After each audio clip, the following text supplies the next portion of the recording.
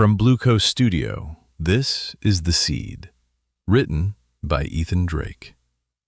You're about to wake up in the dark with no memory and no time. So sit back, relax, and enjoy the story. And if you'd like more full-length audiobooks from Blue Coast Studio, with new stories released every week, be sure to subscribe. Chapter 1: The Wrong Awakening.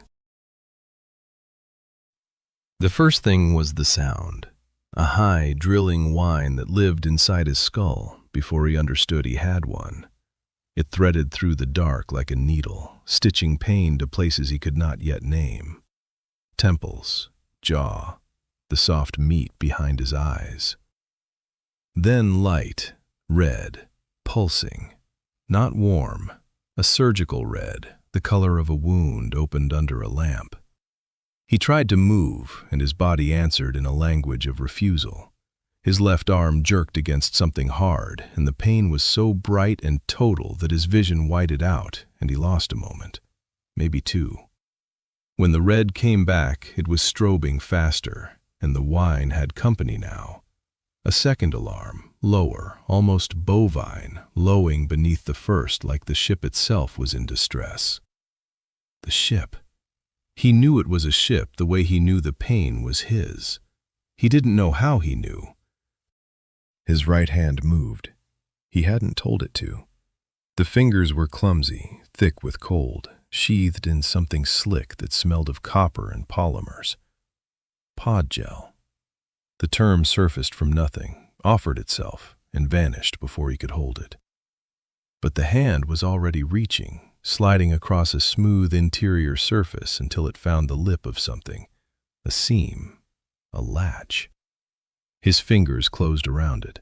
The muscles in his forearm fired in sequence, and the latch turned 45 degrees. A mechanism inside the wall chunked. The lid above him cracked open 2 inches, and the pressure differential sucked the gel-fouled air out of the pod in a thin scream. What came in was worse. Cold. Not ship cold, not recycled air cold. A cold that tasted of metal and something older. Something wrong. And the dark that poured through the crack was huge. Not the close dark of the pod he was inside. An open dark, the kind that had depth and distance and nothing between him and it. His chest locked. His next breath wouldn't come. The animal underneath whatever he was seized every muscle and held them rigid because the dark was the mouth of something too large to see, and it was right there, inches from his face, and he could not move, could not breathe, could not... The latch. His hand was still on the latch. He focused on it because it was the only solid thing in the world. Metal under his palm. A thing that moved when he moved it. He turned it the rest of the way and pushed. The lid rose on failing hydraulics, grinding, the left strut binding halfway. He got his right shoulder under it and heaved. Something in his back wrenched, and a sound came out of him that he did not recognize as his own voice. The lid swung up and locked with a dull clang that echoed through whatever was out there. He lay in the opened pod, breathing air that tasted of rust and stale ozone, staring up into a ceiling lost in red-strobed shadow. His body was a catalog of damage. The cold had settled into his joints like gravel. His legs were numb below the knees. The gel that coated him was cooling fast, turning tacky where it met the air. He managed to get his elbows under him. The pod's edge was chest height. Beyond it, the dark. "All right," he heard himself say. His voice was a ruin, scraped raw, barely a whisper, the sound of a man who hadn't used his throat in a very long time. So this is the fun part. Nobody laughed. Nothing answered. He got his hands on the pod's rim and pulled himself up until his chest was over the edge. The red strobing showed him flashes of a room, large, industrial. Rows of identical pods stretching away, their lids sealed, their displays dark or flickering. Between them, the deck plates were slick with condensation that caught the alarm light and threw it back in streaks. His arms were shaking. The gel made the rim treacherous. He swung one leg over and it dangled in the open air and the nothing beneath it, and his stomach rolled hard. He hung there, half in and half out, jaw clenched so tight his back teeth creaked. He swung the other leg over. Let go. The drop was 3 feet. He hit the deck plates and his legs folded. He went down on his hands and knees in the wet, and the impact traveled through his wrists and up into his shoulders, and his vision grayed at the edges. He stayed there, breathing, counting breaths because counting was something, and something was better than the blank. 1, 2, 3. He pushed himself up to his knees. His right hand found the base of the pod behind him, and he used it as a brace. The red light pulsed against his closed eyelids. There was a display on the side of his pod. He'd noticed it without noticing it, the way his hand had known the latch. A small panel set into the housing at chest height. Its surface cracked from corner to corner in a single diagonal line, but still lit. Amber text behind the fracture, fuzzy but legible. He leaned close, blinked until his eyes would focus. One word. Silas. He stared at it. The letters were familiar, the way the latch had been familiar. He knew what they were. He knew they were his. He could not have said how he knew, or what they meant beyond the bare fact that someone had labeled this pod, and the label was a name, and the name belonged to him. Silas, he said. The word sat in his mouth like a stone. It fit the shape of his tongue, but it carried nothing with it. No face, no history, no reason for a man to be inside a pod, inside a ship with alarms screaming in the dark. He said it again. Silas. Still nothing. He was supposed to be someone, and the name was supposed to tell him who, and it told him absolutely nothing at all. His thumb found the knuckle of his right hand and pressed into it. There was a ridge there, a seam of old scar tissue across the joint, and he worked it back and forth without knowing he was doing it. The motion was practiced, something his hands knew that his mind did not. He pressed harder, feeling the ridge catch and slide under his thumb pad, and the small specificity of it steadied him. He was a man with a scar on his knuckle and a name on a cracked display. That was 2 facts. 2 was more than none. The alarm changed pitch. The lower tone cut out, replaced by a staccato clicking from somewhere deeper in the bay. A system cycling. Something trying to come online and failing. Silas got his feet under him, stood, swayed. The deck tilted and righted itself. His inner ear was lying to him, or the ship was, and he couldn't tell which. He turned away from his pod. The bay was larger than the red light could fill. 7 pods on his side, arranged in a tight row along the portside bulkhead. The alarm light, mounted above the hatch at the far end of the row, threw its pulse across them in a slow sweep. The nearest pod was sealed. Its display was dark. Through the narrow viewport in its lid, the red light caught a face. Silas stepped closer. His bare feet stuck to the wet deck plates and peeled free with each step. The face belonged to a man, middle-aged, eyes closed, mouth slightly open, skin the color of old wax drawn tight across the bones. No fog on the viewport glass, no rise of the chest. Dead. Silas's hand found the rim of the pod, and his fingers pressed against the metal. Cold. The pod's internal heating had failed. The display was blank. Whatever had killed this man, the pod had stopped recording it. He moved to the next one. Another sealed lid, another viewport. A woman this time, younger, her features slack and still. Same wax-pale skin, same absence of breath, same dead display. The third. the fourth, the fifth, the sixth. He stopped checking for breath after the sixth because the cold coming through the viewports told him everything. These pods were coffins. They had been coffins for a while. Hell of a crew meeting, he said to no one. His voice cracked on the last word. He stood there for a moment, one hand on the rim of the nearest pod, and his grip softened against the cold metal. Something almost gentle in it, as if the dead deserved at least that. Sorry, he said, quieter. The word came out before he knew he meant it. Then the alarm pulsed against his temples and the moment closed. He counted. 7 pods, 6 dead. Himself. That was all he could see. A sound reached him from beyond the hatch. Not an alarm. Deeper. A structural groan. The long, slow complaint of metal under stress. The ship was unhappy about something. The ship was unhappy about a lot of things. Silas turned from the pod and walked toward the hatch. His legs held. Barely. The pins and needles were giving way to a dull ache that felt almost like strength returning, though he didn't trust it. He turned from the hatch and looked back down the bay.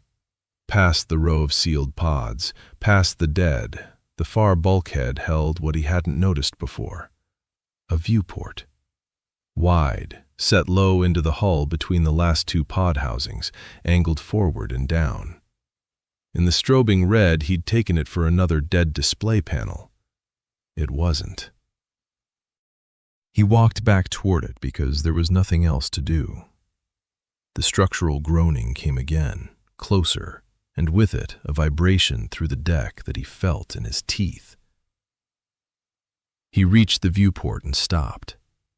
His hand shot out to the nearest pod housing, and he held on, because what waited on the other side of the glass was not another dead display. There was something in it. Below and ahead, filling the lower third of the viewport, and visibly, impossibly growing, a planet turned in the light of a star he couldn't see. Blue and green and white, oceans and land masses swirled with cloud. It was beautiful. It was enormous. And it was getting closer in a way that felt wrong. Not the slow drift of an orbit, something faster, something with momentum behind it. The ship was falling toward it.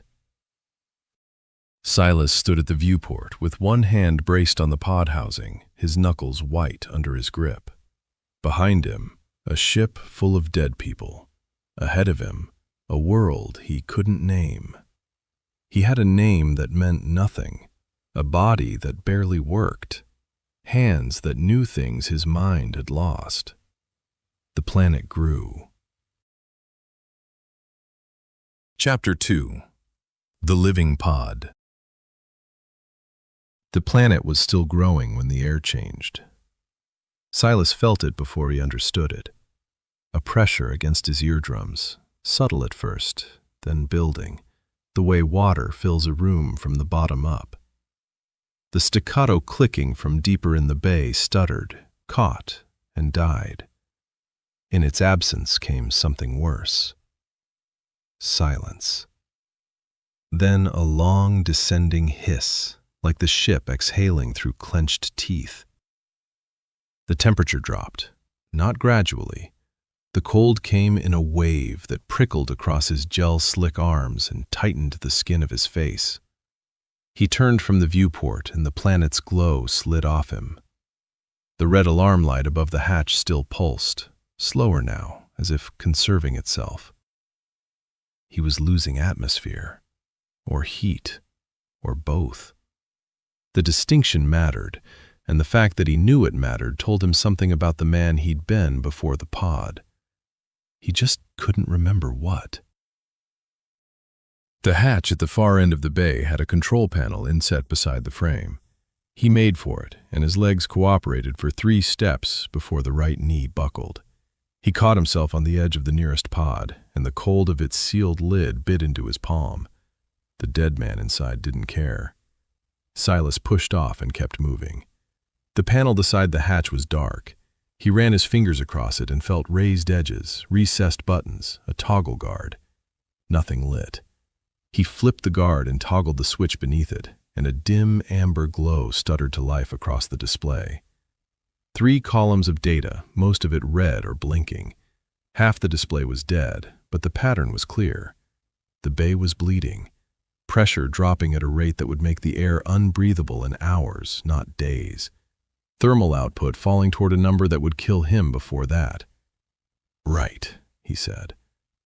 His voice was still raw, but something in it had shifted. Less bewildered, more clipped. "So fix it." He didn't know how. His hands disagreed.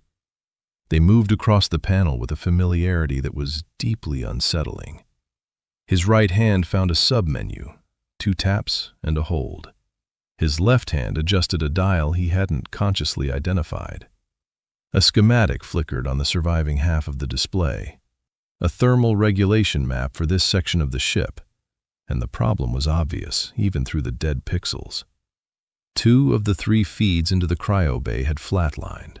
The third was cycling erratically, dumping heat in surges and then starving. 1 out of 3, batting 1,000. He shook his head. Ship's falling apart, and the handyman woke up without the manual. Lucky you. He traced the surviving feed back through the schematic. It branched from a primary junction 2 sections aft. The junction was still live. The problem was between there and here. A relay, maybe, or a corroded coupling. Something had degraded, and the system was compensating badly, burning through power to push heat through a connection that was half closed. He couldn't get to the relay, but the schematic showed a manual override on the distribution node itself, a way to force the surviving feed open and lock it. It would bypass the relay entirely, push unregulated thermal output directly into the bay. Too hot was a problem for later. Right now, too cold was killing him. His fingers were already on the override before he finished the thought. The toggle resisted, corroded or seized or simply old. He worked it with both thumbs and felt something in his left wrist grind. The toggle snapped over. Somewhere in the wall behind the panel, a valve opened. The hiss of the pressure leak didn't stop, but a new sound joined it. A deep thrum, almost felt rather than heard, as the thermal feed pushed directly into the bay's circulation. Warmth didn't come immediately, but the temperature stopped falling. It held. "Pressure still dropping," he told the panel. His hands were already moving, pulling up the atmospheric regulation layer. The bay's pressure was maintained by a sealed environment loop that recycled and replenished from a central reservoir. The loop had a fault. Not a leak to space. He checked that twice because the alternative made his stomach drop. No. Internal. The recycler was pulling air out of the bay and not returning it, dumping it somewhere else in the ship or into a dead section that was swallowing it. He couldn't fix the recycler from here, but he could close the outflow valve manually and trap what atmosphere the bay still held. It would get stale, carbon dioxide would build, but stale air he could breathe for hours. No air? He couldn't. The outflow valve was a physical lever behind a small access plate below the panel. He knelt, his knees cracking against the deck, and pried the plate off with his fingernails. The lever was there, red-tagged, labeled in a script he could read but that stirred no recognition. He pulled it. It locked into position with a solid click that felt more permanent than anything else on this ship. The hissing stopped. Silas stayed on his knees for a moment, breathing. The air tasted worse than before, metallic and flat, with an undertone of something organic he didn't want to identify. But it was air. It was staying. "Bought you some time," he said, and he wasn't sure if he was talking to himself or the ship. "Don't waste it." He stood. The warmth was beginning to arrive now, faint and uneven, pooling near the overhead vents and leaving the deck cold. He'd lived long enough to find out if it equalized. The hatch beckoned. He looked back at the 6 sealed pods. The dead watched him through their narrow viewports, or didn't watch him, which was worse. He owed them something. He didn't know what. He turned away. The hatch opened when he pulled the manual release. No hydraulics, no motor assist, just a counterweighted lever and the resistance of the seal. The corridor beyond was dark except for emergency strips along the deck, blue-white and dim, tracing a path forward like veins in stone. The air was colder out here. Each step landed too loud in the silence, the cold of the deck biting up through his soles. The corridor was narrow, industrial. Conduit bundles ran along both walls at shoulder height, bracketed and labeled. Overhead, a pipe dripped condensation in a slow, arrhythmic tap. He moved forward, because staying still meant dying. That was the equation, and it was the only one he was sure of. But there was another reason, half-formed and stubborn beneath the survival math. The 6 dead behind him meant there might be others ahead who weren't. Pods he hadn't found, crew he hadn't checked. He owed the search to whatever this ship had been. The first junction offered 2 paths. Left toward a sealed bulkhead door with a status light showing amber. Right toward another stretch of corridor that curved away and down. He went right, for no reason he could name. The curve led him past a row of utility bays, their doors open, their interiors stripped bare or full of equipment he couldn't identify in the dim light. One held what looked like a medical station, examination table, overhead arm, a cabinet with a cracked glass front. He paused there long enough to find a foil blanket in a supply drawer, thin and reflective, and he wrapped it around his shoulders. The gel was still tacky on his skin, and the blanket stuck to it. He didn't care. The shivering eased by half a degree. Past the medical bay, the corridor widened, and here, set into an alcove on the starboard side, he found another pod. It was different from the ones in the main bay. Installed at a slight angle, wedged into a space that hadn't been designed for it. Mounting brackets visible, bolted crudely to the deck and bulkhead, the work of someone who'd needed to fit one more pod and hadn't had the luxury of doing it properly. Cables snaked from its base to a wall junction, bundled but not sheathed, a late addition. He looked at the crude brackets and felt something flicker. Not memory exactly, but recognition. His own pod, he realized now, had sat slightly proud of the row back in the bay. He hadn't seen it clearly in the dark, in the panic, but the recognition landed in his body before his mind caught up. The rim had felt subtly different under his grip. Newer mounting plates. A display panel that was a different make from the rest. His pod had been slotted into the tail end of the portside line, where there'd been just enough room, bolted down fast by hands that were running out of time.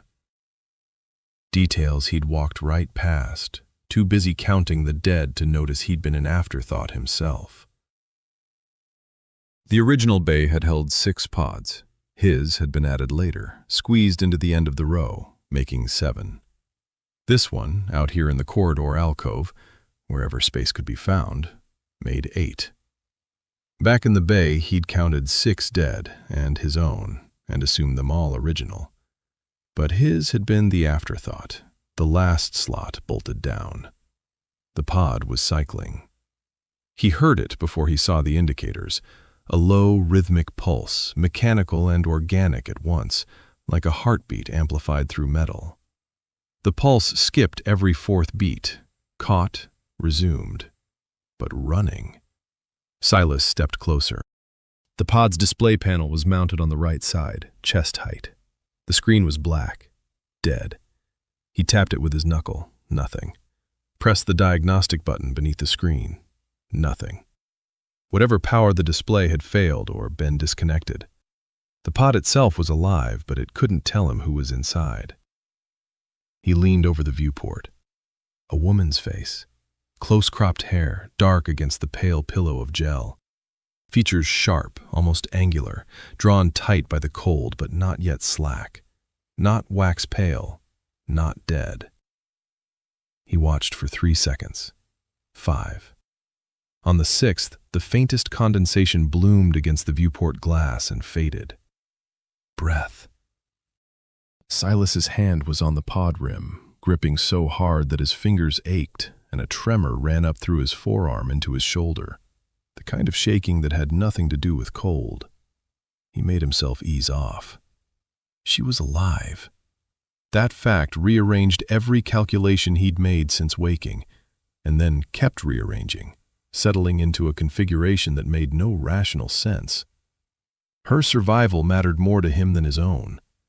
He couldn't justify it, didn't try. The weight of her life pulled harder than anything the falling ship could do to him, and he let it. He wasn't alone. The pod's heartbeat skipped again, 2 beats missing this time, then a stutter, then back. Something was wrong with the power feed. The same corrupted network that was bleeding the main bay was feeding this pod, and it was losing. He knelt beside the base and traced the cables by touch. 2 power feeds, 1 data line. The data line was intact but dark. Both power feeds ran back to the wall junction, and the junction was warm to the touch. Not hot. Warm in a way that meant resistance, corrosion, a connection slowly cooking itself. He could pull the junction apart, clean the contacts, reseat the feeds. His hands itched with the impulse, and for a moment the muscle memory was so strong it felt like he was already doing it, already had the panel off and the wires separated, already knew which gauge and which terminal. But the knowledge evaporated before it reached his fingers. He could feel the shape of the fix, but not the specifics, like a word caught between languages. What he could do was simpler, cruder. He found the secondary feed, the one carrying the heavier draw, and disconnected it from the corroded junction entirely. Rerouted it to a backup tap 3 meters down the corridor, where the conduit was cleaner and the connection hadn't had decades to degrade. It took him 15 minutes. He had to make the trip twice because his hands shook and he dropped the coupling the first time. The foil blanket slipped off his shoulders and he left it on the deck. When he reconnected the feed, the pod's heartbeat steadied, still skipping, but the gaps closed. 3 beats clean, then a skip, then 4 clean, then 5. He leaned against the alcove wall and closed his eyes. Sweat had replaced the pod gel on his face, and it stung in cuts he hadn't known he had. His left wrist throbbed where the toggle had ground something. "You're welcome," he said to the pod, to her, to whoever she was. The data line was still dark, so he couldn't pull her records, couldn't learn her name, her role, why she was here in a makeshift berth instead of in the main bay with the others. But the power feeds were carrying a diagnostic stream through the junction, and the backup tap had a simple readout built into its housing. He pulled himself upright and checked it. Pod internal temperature, holding. Atmospheric composition, nominal. Neural activity, present, low, consistent with deep hibernation. Cryogenic stability, declining. That last line was the one that mattered. The pod's preservation system was degrading, not crashing, sliding. A slow erosion of the thermal envelope that kept her cells intact and her brain viable for revival. Approximately 4 days, 96 hours, give or take, before the pod's cryogenic stability fell below the threshold for safe revival. After that, the neural and physiological damage would be irreversible. The pod would keep her body preserved for longer, but the window in which she could be brought back, conscious and coherent and alive in any way that mattered, would close. He looked at the initiation panel recessed beside the diagnostic port. 3 inputs. A staged revival sequence, thermal, neural, atmospheric, each one irreversible. His recovering mind gave him the idea of the procedure the way it gave him everything else on this ship. Close enough to recognize, too far to trust. and the pod's mechanism was already losing its grip on the thermal envelope. If he ran the sequence wrong, the pod wouldn't give him a second attempt. She'd crash out of cryo into a body the mechanism couldn't support. Better to stabilize the feed, buy time, and pray that whatever was rebuilding itself inside his skull gave him the procedure before the window closed. 4 days. He looked at her through the viewport again. The condensation came and went. A life measured in fogged glass. He could stabilize the feed. He'd already done that. He could reroute, conserve, buy the pod every fraction of efficiency he could wring from the corrupted network. But the root cause was upstream, buried in whatever was wrong with the ship's power distribution. And he couldn't fix what he couldn't find, and he couldn't find what he couldn't remember how to look for. 4 days. After that, she was a body in a box, and he was alone with 6 dead, and 1 he'd failed to save. Silas straightened. His spine popped in 3 places. He looked at the woman's face through the glass and made a decision that felt nothing like a decision. It felt like gravity, like the planet outside the viewport, pulling him forward and down. He was going to get her out, before the window closed, whatever that took. He tucked the foil blanket around the base of her pod where the deck was coldest. It wouldn't help. He did it anyway. Then he turned and went to find the bridge. The corridor branched again. He followed the emergency strips, which brightened as he moved forward. The structural groaning returned, distant and irregular, and with it, a new sound. A high, thin whistle from somewhere above and ahead, like air forcing through a gap that shouldn't exist. The bridge, when he reached it, wasn't a bridge. It was a compartment barely larger than the medical bay, crammed with console stations and overhead displays, most of them dark. 2 seats faced a viewport that wrapped around the forward wall in a wide arc.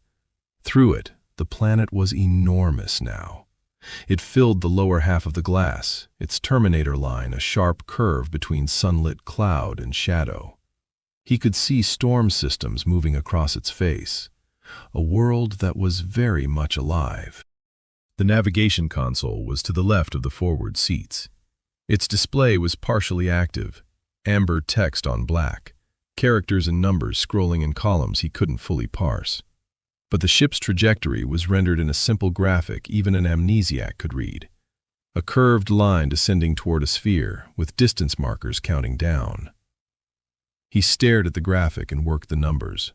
The ship was supposed to be decelerating. It was decelerating, but not enough. Not nearly enough. He worked the numbers from the graphic, pulling what trajectory data the dying console would give him. Roughly 6 days until the ship entered the planet's atmosphere, maybe less given how much of the navigation display was corrupted or dark. 6 days until the trajectory became irreversible, until the physics of entry took over and the ship either landed or burned. A working estimate from a half-blind system. It would have to do. 6 days to entry, maybe less. 4 days to get the woman out of her failing pod. 2 numbers he couldn't fully trust. 1 man with no memory, no crew, and hands that knew more than his mind. He sat in the left-hand seat, and the cushion was cold and stiff beneath him. The console threw amber light across his face. Through the viewport, the planet turned slowly, indifferently, and the clouds swirled in patterns that would have been beautiful if they weren't the surface of his deadline. Somewhere behind him, in an alcove off a curved corridor, a pod beat its failing rhythm. 4 beats clean, skip. 4 beats, skip. He was going to get her out. Silas leaned forward in the seat and began to read. Chapter 3. Not Dying First. He read the console until the numbers stopped making sense. That took about 40 minutes. The amber text swam, columns of trajectory data blurring into streaks, and Silas caught himself listing sideways in the seat with his chin dropping toward his chest. He snapped upright, blinked hard, rubbed his face with both hands and felt the dried gel crack along his jawline. The console was telling him something about the thermal feeds. He'd been tracking the surviving line, the one he'd forced open back in the bay, and the data wasn't good. The manual override had bought heat, but the bypass was pulling from a junction 2 sections aft, and whatever was failing back there was getting worse. The feed's output had dropped 8% since he'd sat down. At this rate, the cryo bay would be losing heat again within hours. He stood. His right knee complained, a deep mechanical ache that flared on the first step and settled into grinding protest on the second. The foil blanket was still tucked around the woman's pod. He could hear the pod's pulse from halfway down the corridor. The interval was shortening again. Silas moved past her toward the cryo bay. The emergency strips dimmed as he went aft, as though the ship's own lighting was retreating from whatever was wrong back there. At the junction, he turned left. The sealed bulkhead door waited at the end of the short passage, its amber status light the only color in the dark. He put his palm flat against the metal. Cold. Not the ambient cold of a ship losing heat, a deeper cold, radiating through the steel like the space on the other side had already won. The control pad beside the door was partially active. He tapped it and got a schematic he could barely read. But the diagnostic summary was plain enough. The section beyond contained the primary thermal junction, the atmospheric processing hub, and 2 cargo holds. The passage on the other side of this door angled back along the ship's spine, running aft past the cryo bay's far bulkhead and deeper into the vessel's core. Pressure dropping, temperature dropping faster. The section was hemorrhaging into something. A micro-breach, a failed seal, a structural gap the ship's failing systems couldn't compensate for. The thermal feed he'd overridden was rooted back there. The atmospheric recycler he'd manually valved off drew from back there. Every system keeping the habitable section alive had its source beyond that door, and the whole aft run was bleeding out. If he left the bulkhead open, the forward section would follow it down. If he sealed it, he cut himself off from the source of every fix he might need later. "So that's the choice," he said. His voice was flatter now than when he'd spoken to the dead. He pulled up the bulkhead's seal controls. Emergency isolation. A physical lock backed by magnetic clamps that would seat the door into its frame regardless of what happened to ship power. Irreversible without tools he didn't have and procedures he didn't remember. He looked back down the corridor toward where the woman's pod sat in its alcove, invisible around the curve but audible. 4 beats. Skip. 3 beats. Skip. If he didn't seal this door, that section's collapse would pull the atmosphere and heat right out from under both of them. If he did seal it, they lived, for now. But everything behind this door became unreachable. His hand hovered over the control. Through the small viewport set into the upper third of the bulkhead door, he could see nothing. Not dim, not shadowed. Nothing. The emergency strips on the other side were dead. The darkness was total. He entered the seal command. The bulkhead shuddered. Magnetic clamps fired in sequence, 4 deep, percussive thuds that traveled through the deck and up through the soles of his bare feet. The amber status light switched to red. The seal was good. The door was seated, and as it locked into place, his old dread of the open black flickered through him, the knowledge of every system route he'd just severed pressing back against his decision. His jaw tightened. The thermal feed was gone. The atmospheric source was gone. Whatever broke next, he'd be fixing it with what was already on this side of the door, and nothing more. A strange reluctance snagged at him, formless, gone before he could name it. The cold radiating through the metal stopped. Not instantly, it took a few seconds, the steel equalizing, the forward section's remaining heat asserting itself. But the change was there. The sealed section and its dying systems were on the other side now, and so was everything he might have found back there. He turned from the red light and walked back toward the woman. The pod's pulse met him halfway, more ragged than when he'd left, the gaps between beats stretching wider each time. Cryogenic stability had dropped another fraction of a percent since he'd left for the bridge.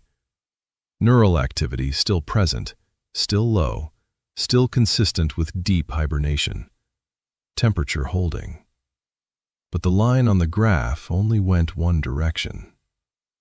4 days, he said to the corridor, to the pod, to the woman who couldn't hear him. I've got 4 days and I sealed off the whole aft section. A sound escaped him that might have been a laugh if it had any air behind it. Great work, Silas. Real problem solver. His body made the next decision for him. His legs folded. Not a collapse, just the slow final surrender of muscles that had been running on nothing for hours.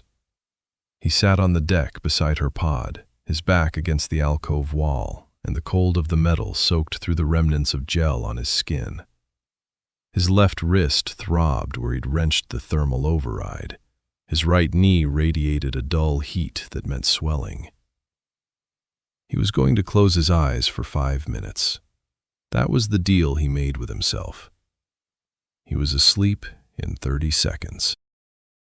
The dream was not a dream. It was too clear, too sequential, too grounded in the specific. He was small. His hands were small. He stood on a metal grate in a corridor that curved gently upward in both directions, and the walls hummed with the sound of a station that was alive, functioning, whole. Warm air moved against his face, recycled and faintly sweet with the smell of growing things. A man stood beside him, broad across the shoulders, younger than his voice suggested, dark-haired with the first threads of gray already at his temples, the kind of steady presence that made the corridor feel smaller and safer. The man was pointing at a wall panel with its housing removed, the interior exposed. Bundles of conduit and relay boards and a coupling that had come loose from its mount, the connector dangling by 2 of its 4 leads. "See that?" the man said. His voice was warm, unhurried, the voice of someone who had time to teach, because he believed teaching mattered. Loose coupling. Vibration works it free over months. Not a crisis until it is. The boy looked at it. The coupling hung at an angle, its disconnected leads spreading apart like fingers reaching for something they'd lost grip on. "What happens if it comes all the way out?" the boy asked. His own voice was high and thin and carried no weight at all. "Depends on what it feeds." The man crouched beside him so they were eye level. "Could be nothing. Could be the air you're breathing. Up here, a broken thing isn't just broken. It's a threat. On the ground, you walk away from a broken thing. Up here, it walks toward you." The man's hands were large and rough across the knuckles. The skin thickened and split and healed over so many times it had forgotten how to be smooth. The kind of hands that had been inside machinery for decades. "Broken things kill you up here," the man said, simply, without drama.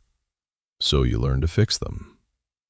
He guided the boy's hands to the coupling, showed him how to seat it, how to feel the click when the leads locked into their channels, how to test the draw by pressing his thumbnail against the housing and feeling for vibration. The boy's fingers were clumsy, too small for the work. But the man was patient, adjusting the boy's grip, letting him fail, letting him try again. "There," the man said when the coupling seated. "That's yours now. You fixed it." The boy looked up at him. The man was smiling. It was the kind of smile that made you believe the work mattered, that the small repair in the corridor wall was connected to something larger, something worth the effort. Later, the same day or maybe the next, time was fluid in the way of childhood. The boy was alone in an observation alcove, standing on his toes to see over the lower edge of a wide viewport. Below him, filling the view, a planet turned, beautiful and sick. Oceans that should have been blue were clouded with gray and brown. Land masses showed the scarring of what even a child could recognize as damage. Vast patches of dead ground, cities visible as geometric blight, and along the Terminator line, where day met night, a haze that wasn't cloud, thicker than cloud, denser, the color of something burning that would not stop.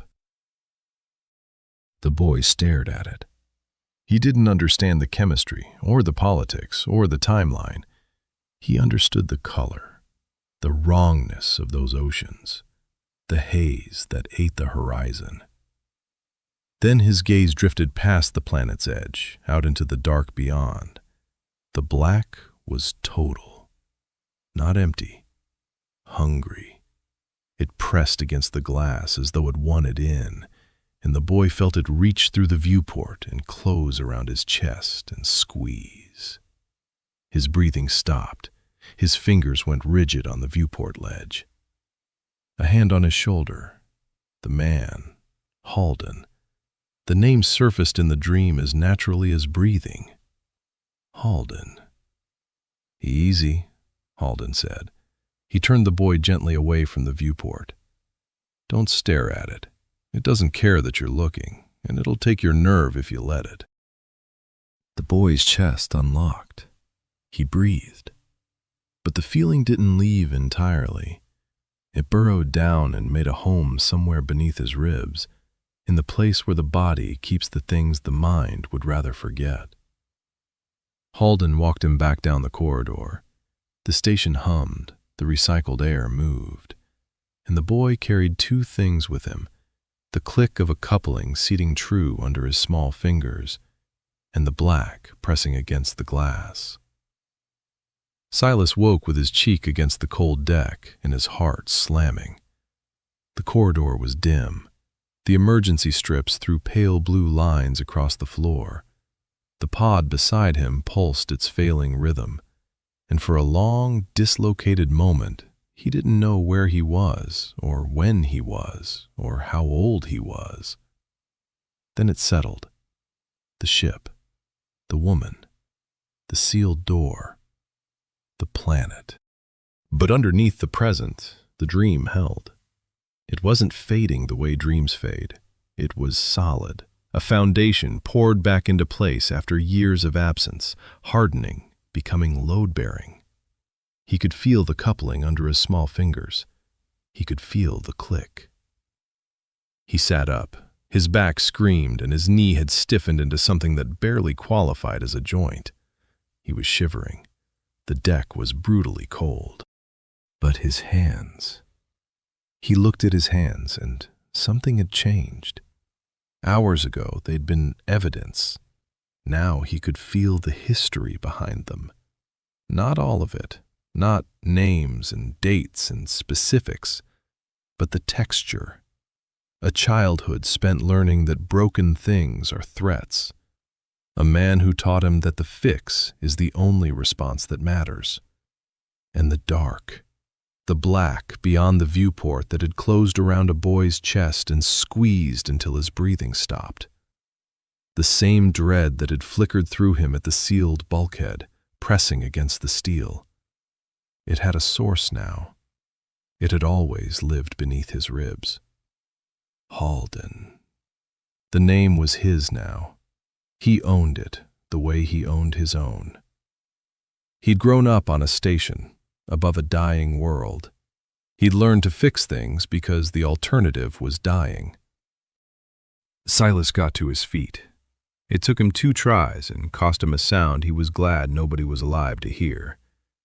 He steadied himself against the alcove wall and looked through the viewport at the woman. Her breath still fogged the glass. He didn't let himself count how faint it had gotten. He checked the readout. Cryogenic stability had ticked down again. The line on the graph still pointed one direction. He had an orbital childhood, and a name that felt like a stranger's, and hands that knew what they were for. He had a woman he couldn't lose, and a ship he'd locked himself out of half of. He had maybe 4 days, less now, before her window closed, and roughly 6, maybe less if the half-blind consul was lying to him, before the planet stopped being patient. He wiped the dried gel off his jaw, worked the stiffness from his fingers, and headed for the bridge. The sealed bulkhead door glowed red as he passed it. On the other side, the sealed section sat in its cold and its dark, holding everything he'd cut himself off from. The cost of staying alive. He'd worry about paying it later. Right now, there was work. Chapter 4. Her Name and a Spark. The bridge console gave him nothing he didn't already know. The trajectory curve still bent toward the planet. The thermal feed still bled output by fractions he could track, but not stop. Silas sat in the left-hand seat for another 20 minutes, scrolling through data fields he half understood and half guessed at before the obvious finally caught up with him. He didn't need the bridge. He needed the pod. Her pod display was dead, but the data line running from its base to the wall junction was intact. A dead screen didn't mean dead storage. The pod's onboard memory might still hold crew records, assignment logs, anything with a name on it. He just had to find a way to ask it. Silas hauled himself out of the seat. His right knee had graduated from a dull ache to something that ground with every step, bone on swollen tissue. His back was marginally better after the sleep. He rolled his shoulders as he moved down the corridor, felt vertebrae pop in a sequence that would have been satisfying if anything else about his body worked. The emergency strips guided him back to the alcove where her pod sat angled against the bulkhead. The mechanical pulse was the first thing he heard. One clean beat, then a hitch, a second beat, then a longer hitch that made his stomach drop before the rhythm restarted. Then a single beat and another hitch almost immediately, worse than before. The pattern had degraded past the 2-and-skip rhythm he'd fallen asleep to. Now it rarely managed even 2 clean beats in a row, and the intervals between skips were no longer shortening in an orderly way. They were becoming irregular, chaotic, the stuttering of a system losing its grip on sequence altogether. He crouched beside the data line where it met the junction box, running his fingers along the cable's sheathing until he found the diagnostic port. A small rectangular socket, recessed and grime-caked. Standard interface. The word came to him without effort, the way the latch had, the way the thermal override had. His hands knew this connector. What he didn't have was a display to plug into it. Silas sat back on his heels and looked at the dead screen mounted on the pod's right side. The screen itself was gone, but behind it, bolted to the pod housing, was the driver board that fed it. If the board still had power from the rerouted feed, and if the onboard memory hadn't corrupted, he might be able to pull raw data through the backup tap's readout 3 meters down the corridor. The tap had a simple display built into its housing. Crude, but functional. He'd need to bridge the data line to the tap. "All right," he said to the dead screen. "We're going to do this the ugly way." He found a maintenance tool roll tucked behind the conduit brackets 2 meters past the alcove, strapped to the wall with a fraying elastic band. Inside, a voltage probe, a flat-blade driver, 2 hex keys, and a short jumper cable with bare leads on one end and a universal clip on the other. Not much. Enough. The work was close and fiddly. He pried the housing off the diagnostic port, exposing the pin array inside, and clipped the jumper's universal end onto the data output pins. His fingers were steadier than they'd been yesterday. He could feel the order of operations as he worked, each step following the last with a logic that lived in his tendons rather than his thoughts. Halden's teaching, layered deep. He ran the jumper cable along the deck to the backup tap and stripped the bare leads with his teeth, then touched them to the tap's auxiliary input contacts. The readout flickered. A line of garbled characters scrolled across the small screen, white on green, then stabilized into something almost legible. "Come on," he muttered. "Talk to me." The data was fragmented. Blocks of it had decayed or been overwritten by the pod's own error logs, cycling and rewriting themselves since the power fluctuations began. He scrolled through screens of diagnostic gibberish, thermal cycling records, error flags stacked so deep they'd started cannibalizing each other's memory allocation. Between the error dumps, fragments of the original crew manifest surfaced like objects breaking through ice. Assignment block, partially readable. Crew position. A string of characters he couldn't parse, half replaced by null markers. Mission role. 3 letters survived. The rest was gone. He kept scrolling. Physiological baseline. Heart rate, blood oxygen, neural baseline markers. The numbers meant nothing without context, but they were intact. She'd been healthy when she went under. Then a new block loaded, slower than the others, dragged from deeper storage. Header line. Crew identification, personnel record, backup copy. And below it, pulled character by character onto the tiny green screen as if the memory were parting with each letter reluctantly. A name.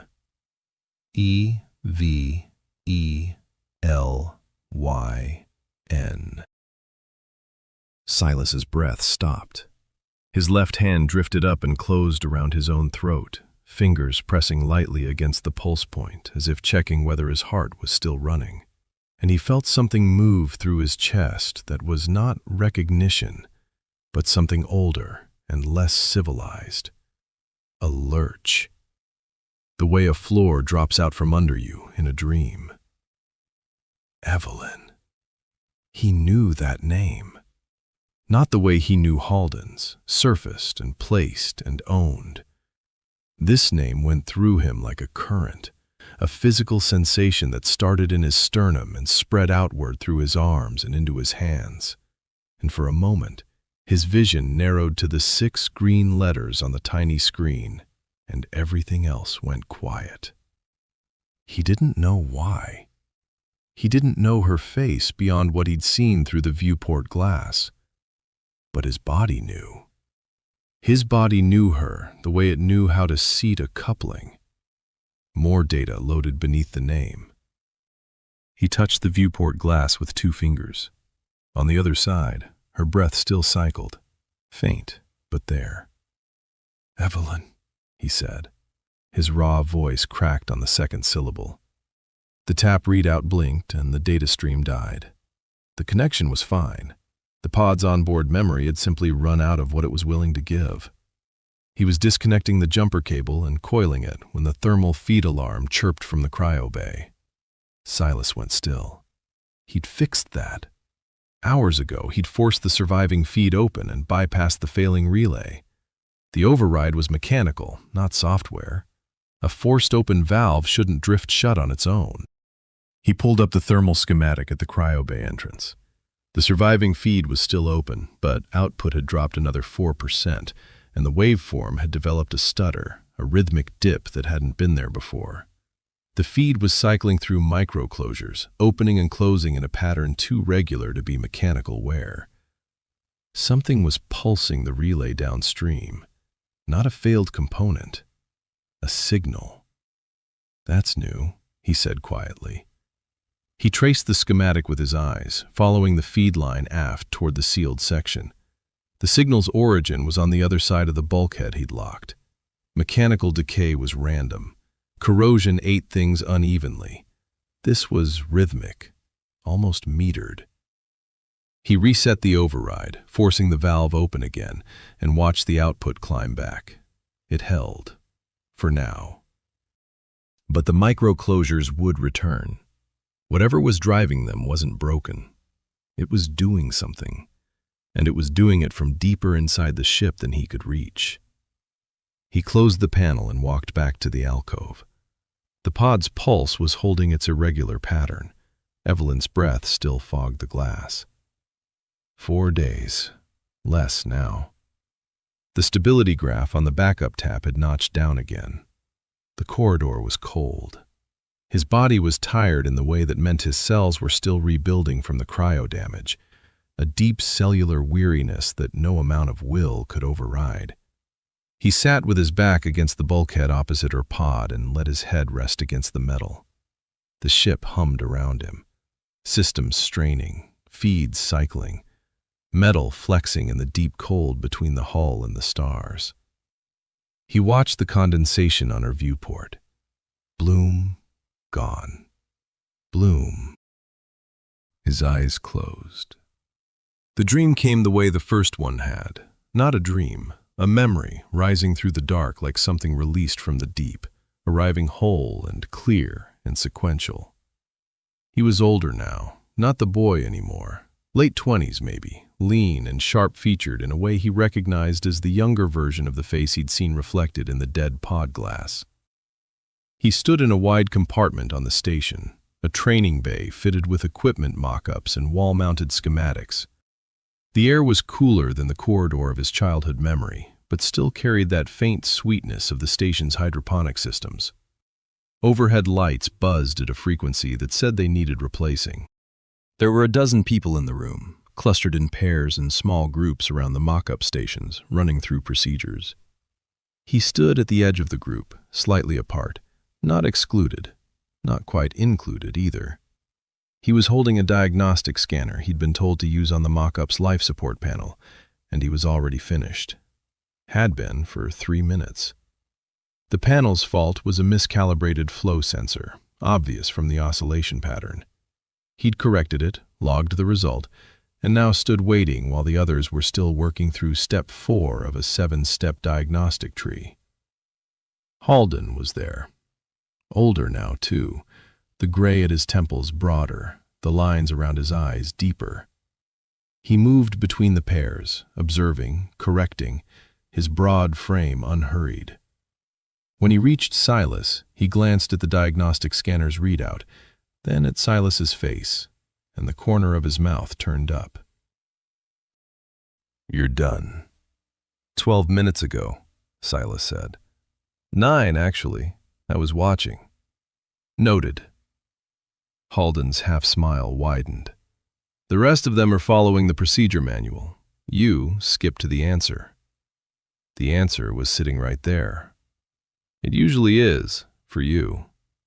Halden clapped him on the shoulder. That's why I put your name in. Silas didn't ask what that meant. He'd heard rumors. A deep mission crew, a long-haul assignment, something that Halden had been building quietly for years. Positions nobody wanted because nobody came back from them. Or nobody came back in any time frame that mattered. You put a lot of names in, Silas said. Yours is the one I mean. Before Silas could respond, a voice cut across the room from the mock-up station 2 positions to his left. A woman's voice, clear and dry, spoken to no one in particular, but loud enough to carry. The sensor isn't miscalibrated. A pause, deliberate. It's reading correctly. The flow itself is wrong. Silas turned. She was slight, with close-cropped dark hair and sharp features that looked like they'd been designed for economy. No wasted space. Her hands moved across the panel with a precision that was different from his. His hands were fast and intuitive, reaching for the fix before he'd finished thinking. Hers were deliberate, surgical. Each motion considered, placed, completed.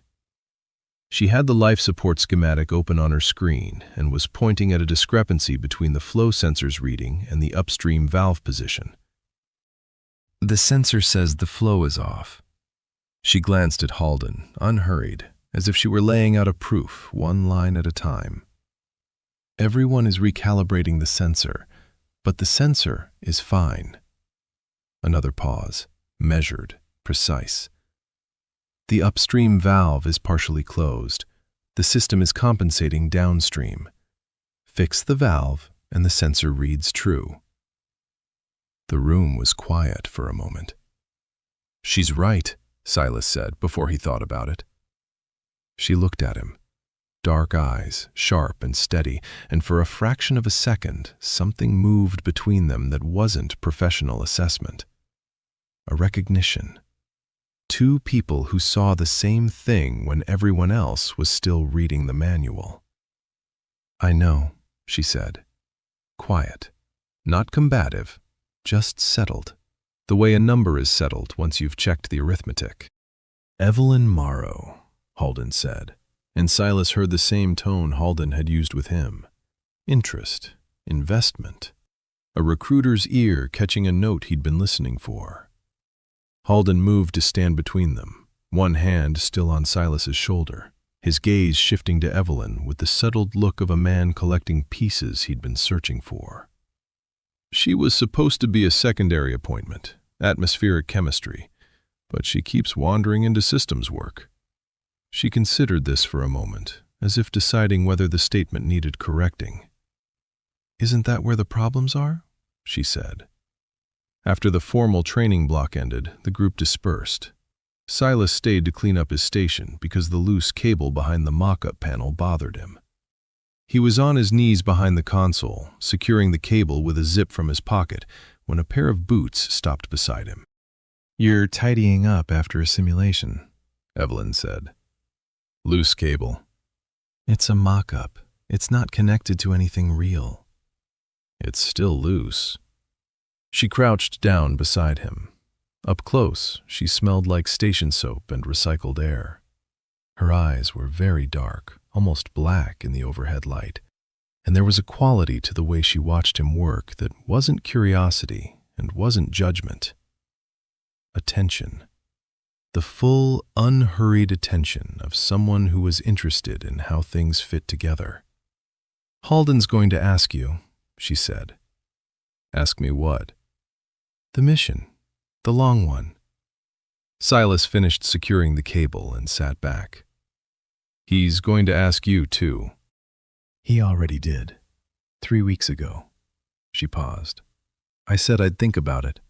He told me there was someone else he was bringing in, a systems tech who skipped to the answer. The corner of her mouth moved. I think he's building a pair. And? I'm still thinking. They looked at each other. The training bay was empty now, except for them and the buzzing overhead lights. Through a narrow viewport on the far wall, the station's outer ring curved away, and beyond it, the same dying planet turned slowly in the dark. The haze along its horizon was thicker than the last time he'd looked, or maybe he was just better at seeing it. Do you ever think, she said, watching the planet through the viewport, that we spent our whole lives learning how to leave? How to build the ship, how to pick the crew, how to put ourselves to sleep and wake up somewhere else. All of it aimed at getting away. She turned back to him. And nobody ever once asked whether we know how not to do it again. Ruin the next one, I mean. Silas looked at her. There was nothing angry in her voice, nothing performative. She said it the way she'd corrected the sensor reading, factual, almost clinical, as if she were reading an error in a system and pointing at the upstream cause. He said, I think we should probably master keeping the recycler running before we tackle that one. She laughed. Brief, startled, real. The sound changed her face.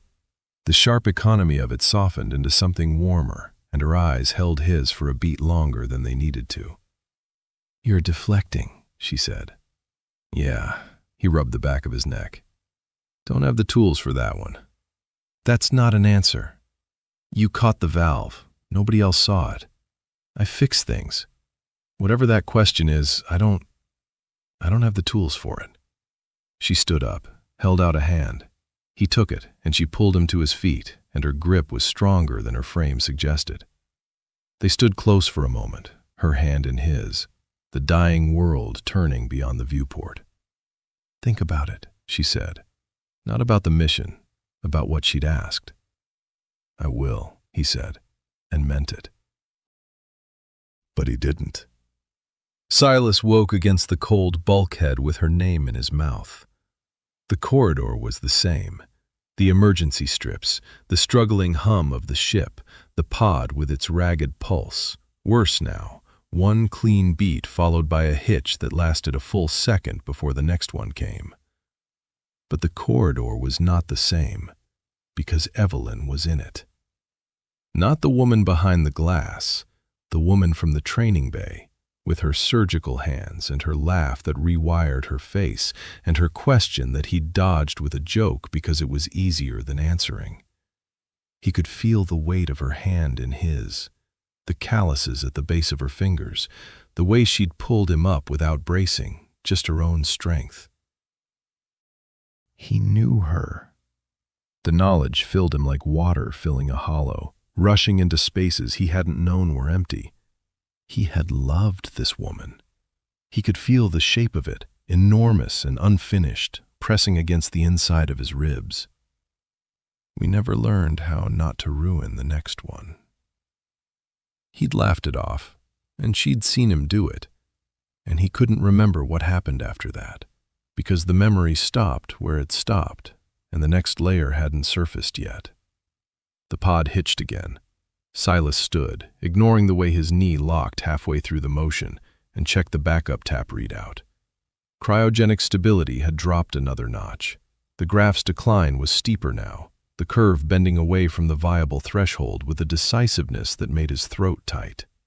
Under 4 days. 3.5 maybe, given how fast the curve was steepening. He put his hand flat against the viewport glass.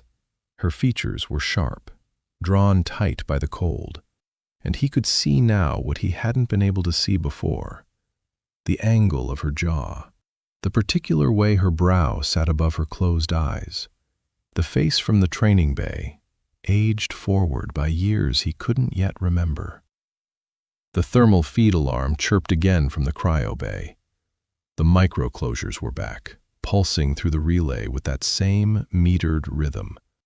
Something creeping through the ship's nervous system like a slow infection, reclaiming what he'd fixed, reaching for what he hadn't.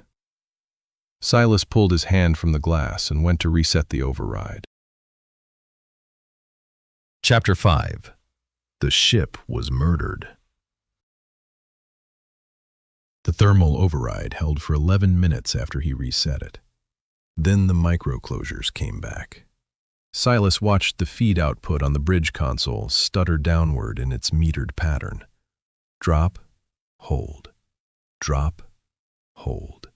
The same interval between each dip, precise as a clock. He'd seen this 3 times now, and each time the override bought less. 11 minutes this round, 14 the time before, 20 the time before that. The pattern was accelerating. He pulled up the thermal schematic again. The surviving feed line ran from the primary junction behind the sealed bulkhead forward through a relay stack and a distribution node before reaching the cryo bay. He'd bypassed the relay. He'd forced the distribution node open. The micro-closures weren't happening at either of those points. They were upstream, behind the seal, where something was pulsing a signal through the line itself. But now, with the schematic laid out in amber text, and his mind 1 day sharper than it had been yesterday, he saw something he hadn't seen before. The relay he'd bypassed wasn't part of the original thermal routing. It sat between 2 junction points in the feed line, spliced in. The schematic showed it as a standard inline component, but the revision tag in its data block was different from every other component on the page. Later install, different hand. Silas leaned forward. His right knee throbbed as his weight shifted, and he braced his forearm against the console edge. He pulled the schematic wider. Tracing the atmospheric recycler's line upstream, he found another spliced component. A diverter valve between the recycler's main loop and a secondary bleed line that fed into the hibernation manifold, the shared gas exchange system that regulated atmosphere inside all 6 of the original crew pods simultaneously. The diverter valve's revision tag matched the relays. Same installer, same timestamp. Silas pulled up the manifold schematic. The manifold intake showed clean, standard atmospheric mix, standard flow rates, standard filtration. But the diverter valve upstream of the intake wasn't filtering. It was routing a secondary gas line directly into the manifold's premix chamber, bypassing every safety interlock in the system. And the secondary line's origin traced back to a canister mount in the aft section, behind the sealed bulkhead. He didn't need to see the canister to know what it had held.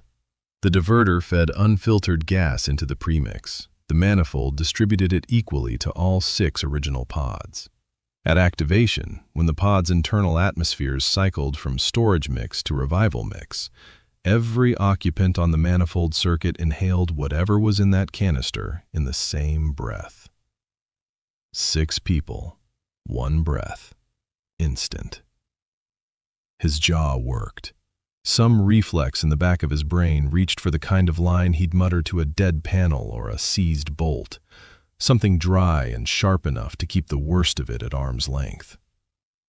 Well, at least they saved on revival rations. The words got as far as a shape his mouth almost made, and died in his throat. He couldn't finish it, couldn't even start it. This wasn't a corroded relay or a stubborn hatch. This was 6 people breathing in at the same instant and never breathing out. The silence where the gallows humor should have been was louder than anything the alarms had managed. He sat there for several seconds with his forearms on the console and looked at the schematic, showing him exactly how 6 people had been killed in their sleep. His pod and Evelyn's pod were not on the manifold circuit. They were late additions, independently plumbed, fed from separate lines. The manifold hadn't reached them because the manifold hadn't been built to reach them. They'd been bolted in after, outside the scope of whatever hand had spliced that diverter valve. That was why they were alive. Not luck, not engineering, just timing. He closed the manifold schematic and opened the master system architecture. The manifold was the killing stroke, physical, instant, done. But the micro-closures pulsing through the thermal feed were not physical. No valve could produce that metered signal remotely. It was software, code running somewhere behind the sealed bulkhead, embedded in the life support control layer, sending rhythmic commands down the thermal feed line. He started pulling diagnostic logs. The first 30 entries were garbage, corrupted timestamps, null fields, truncated records. But beneath the noise, a pattern emerged. Error flags appearing in sequence across the life support subsystems, each one dated slightly later than the last. Not random failures, a cascade.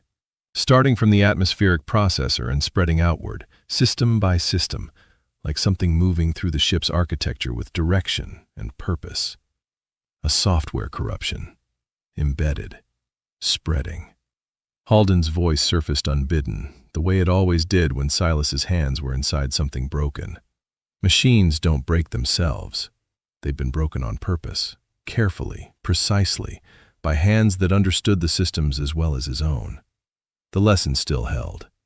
It just meant something worse now. The manifold killed the crew at activation.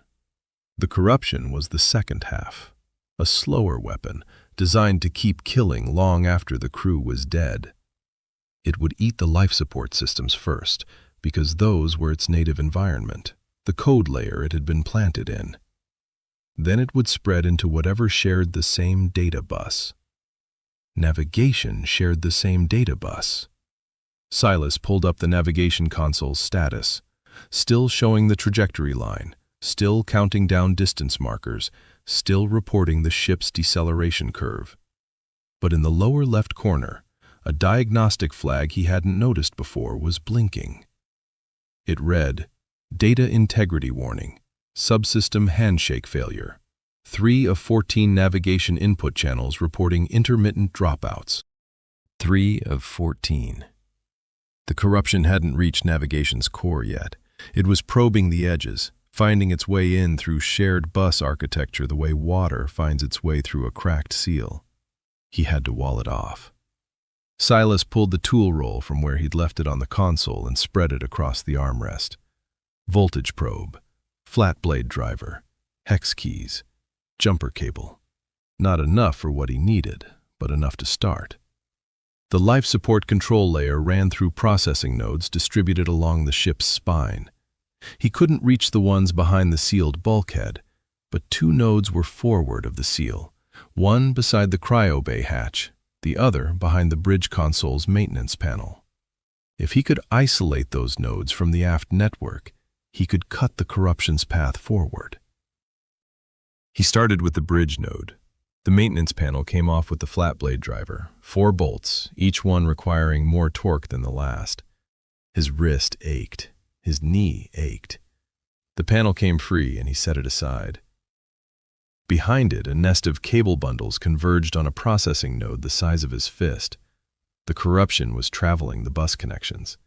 He needed to sever the bus link between life support and navigation without killing the navigation feed entirely. The work took 8 minutes.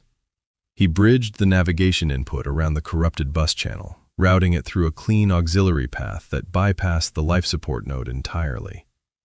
Navigation lost the 3 compromised input channels, but the remaining 11 held stable.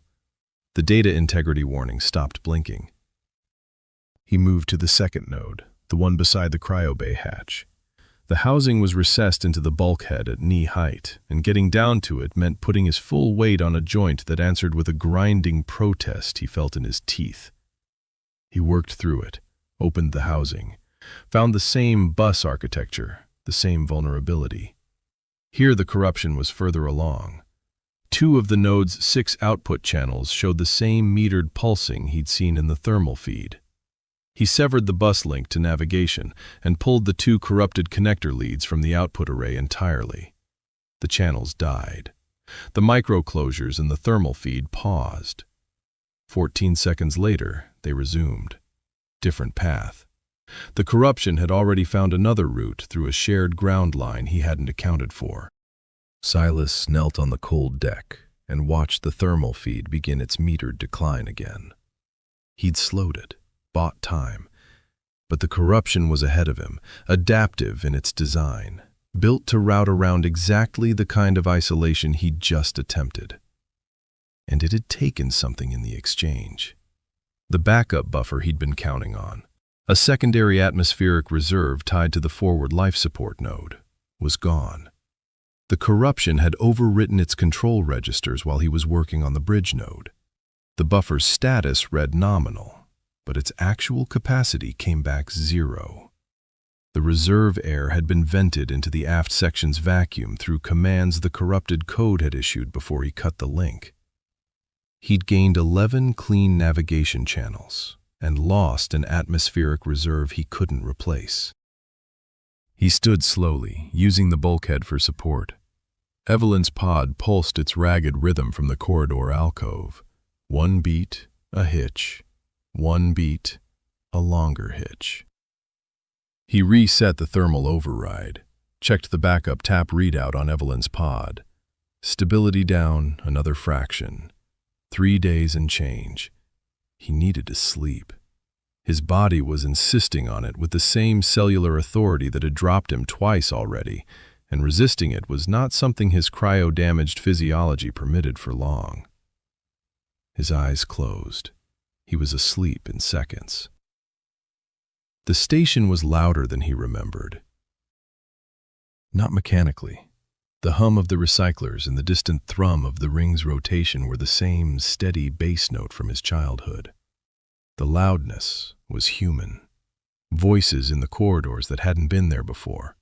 Groups of 3 and 4 standing in junctions speaking in low, urgent tones that stopped when anyone in a mission uniform walked past. Printed notices on the walls, dense blocks of text he couldn't read from this distance, but could feel the weight of. Silas was older in this memory, not quite the man from the training bay. A year or 2 after that, the timeline still filling in its seams. He wore a systems technician's coverall with his name stitched above the left pocket, and he was replacing a ventilation sensor in a secondary corridor when Halden found him. Halden looked tired. The gray at his temples had widened since the last memory, and the lines around his eyes were cut deeper. But more than that, the steadiness that had always made him feel like a fixed point had developed a faint vibration. "You've seen the notices," Halden said. It wasn't a question. "Hard to miss." Silas twisted the sensor housing into its mount and felt it click. "New one every morning. The last honest act is to let it end." That's this week's. The Last Generation. Halden said the name without inflection, the way a doctor names a disease. 3 years ago, they were a grief circle, people mourning the world. I understood that. Everyone understood that. He paused. Silas waited. Below the sensor housing, the ventilation duct breathed its warm, sweet air. Now they're organized. They've got people in procurement and engineering and the advisory council. They believe seeding a new world is exporting everything that poisoned this one, that the moral act is to die with the world we killed. And the ship? The ship is the sin. Halden's voice was flat. Their word, not mine. They think launching it makes us worse than the people who wrecked the atmosphere down there. At least those people were just selfish. We'd be choosing to inflict ourselves on a world that hasn't done anything to deserve us. Silas pulled the old sensor out and held it up. Corroded contacts, standard wear. He set it aside. "You believe that?" "I believe the world is dying, and we have the ship and the cargo to start again. I believe that's enough." "Enough for what?" "Enough to try." Halden's hand came down on his shoulder. "People get to disagree about whether we deserve a future. They don't get to take the future from the people who come after us." A woman rounded the corridor junction and stopped when she saw Halden.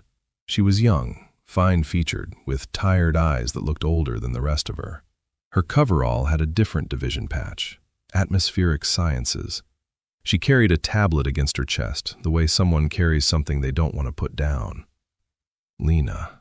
Halden said her name with a gentleness that told Silas 2 things at once. He knew her, and he was worried about her. "Commander?" She gave Silas a quick glance, then looked back at Halden, the steady, broad-shouldered man who had recruited Silas and Evelyn both, who had built the mission crew name by name. Her voice was soft, measured, the kind of quiet that comes from choosing every word carefully. "I'm not here about the notices." "Good. I'm here because Evelyn asked me to give you her module results." She held out the tablet. "She said you'd want them before the review." Halden took it. "How is she?" Lena's expression shifted. Something complicated moved behind her eyes. Affection and something sadder braided together. "She's Evelyn. She asks questions nobody else will ask, and then works twice as hard as anyone to solve them anyway." "That sounds like her." "She wants to believe this is right," Lena said. Her voice dropped, not conspiratorial, but intimate, the register of someone who says things to the 3 people she trusts and no one else. "The mission, the seed, all of it. She wants to believe it." A pause. "I want to believe it too." "Do you?" Halden asked. Lena looked at the ventilation grates Silas had been servicing. Warm air moved her hair. "I think about the world below, everything we did to it, the oceans, the air, the soil that won't grow anything anymore." Her eyes were wet, but her voice stayed level. "And I wonder whether we have the right to take what we are, all of it, the brilliance and the rot, and carry it somewhere clean, somewhere that hasn't asked for us." Halden didn't answer immediately. When he did, his voice carried the weight of a man who had already fought this argument in his own chest and reached the other side.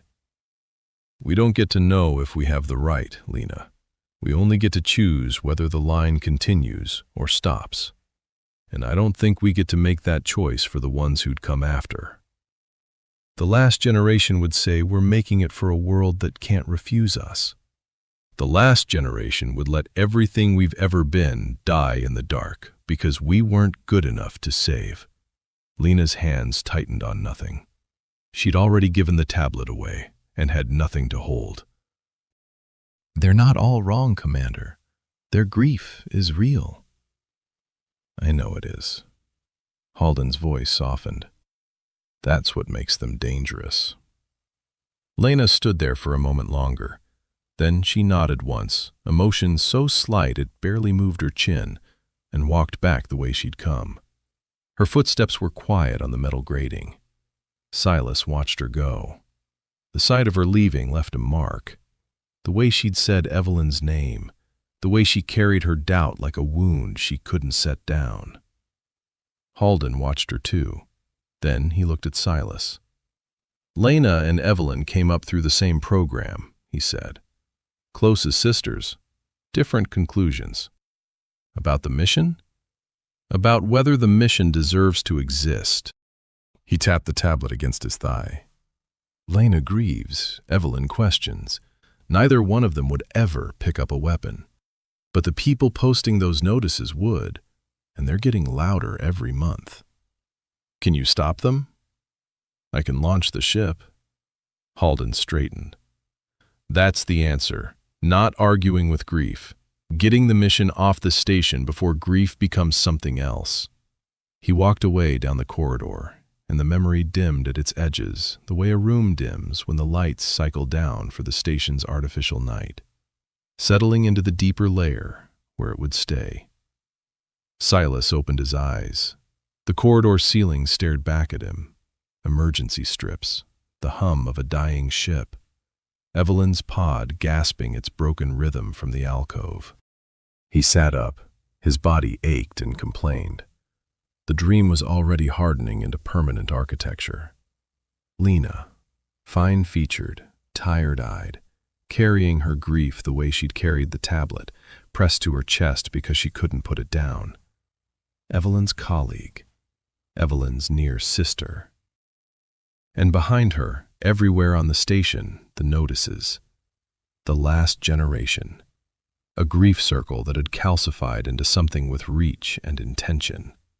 People who believed the moral act was to let it end, and who were willing to enforce that belief. They had enforced it. The manifold, the diverter valve, the canister, the software corruption still eating its way through the ship's nervous system.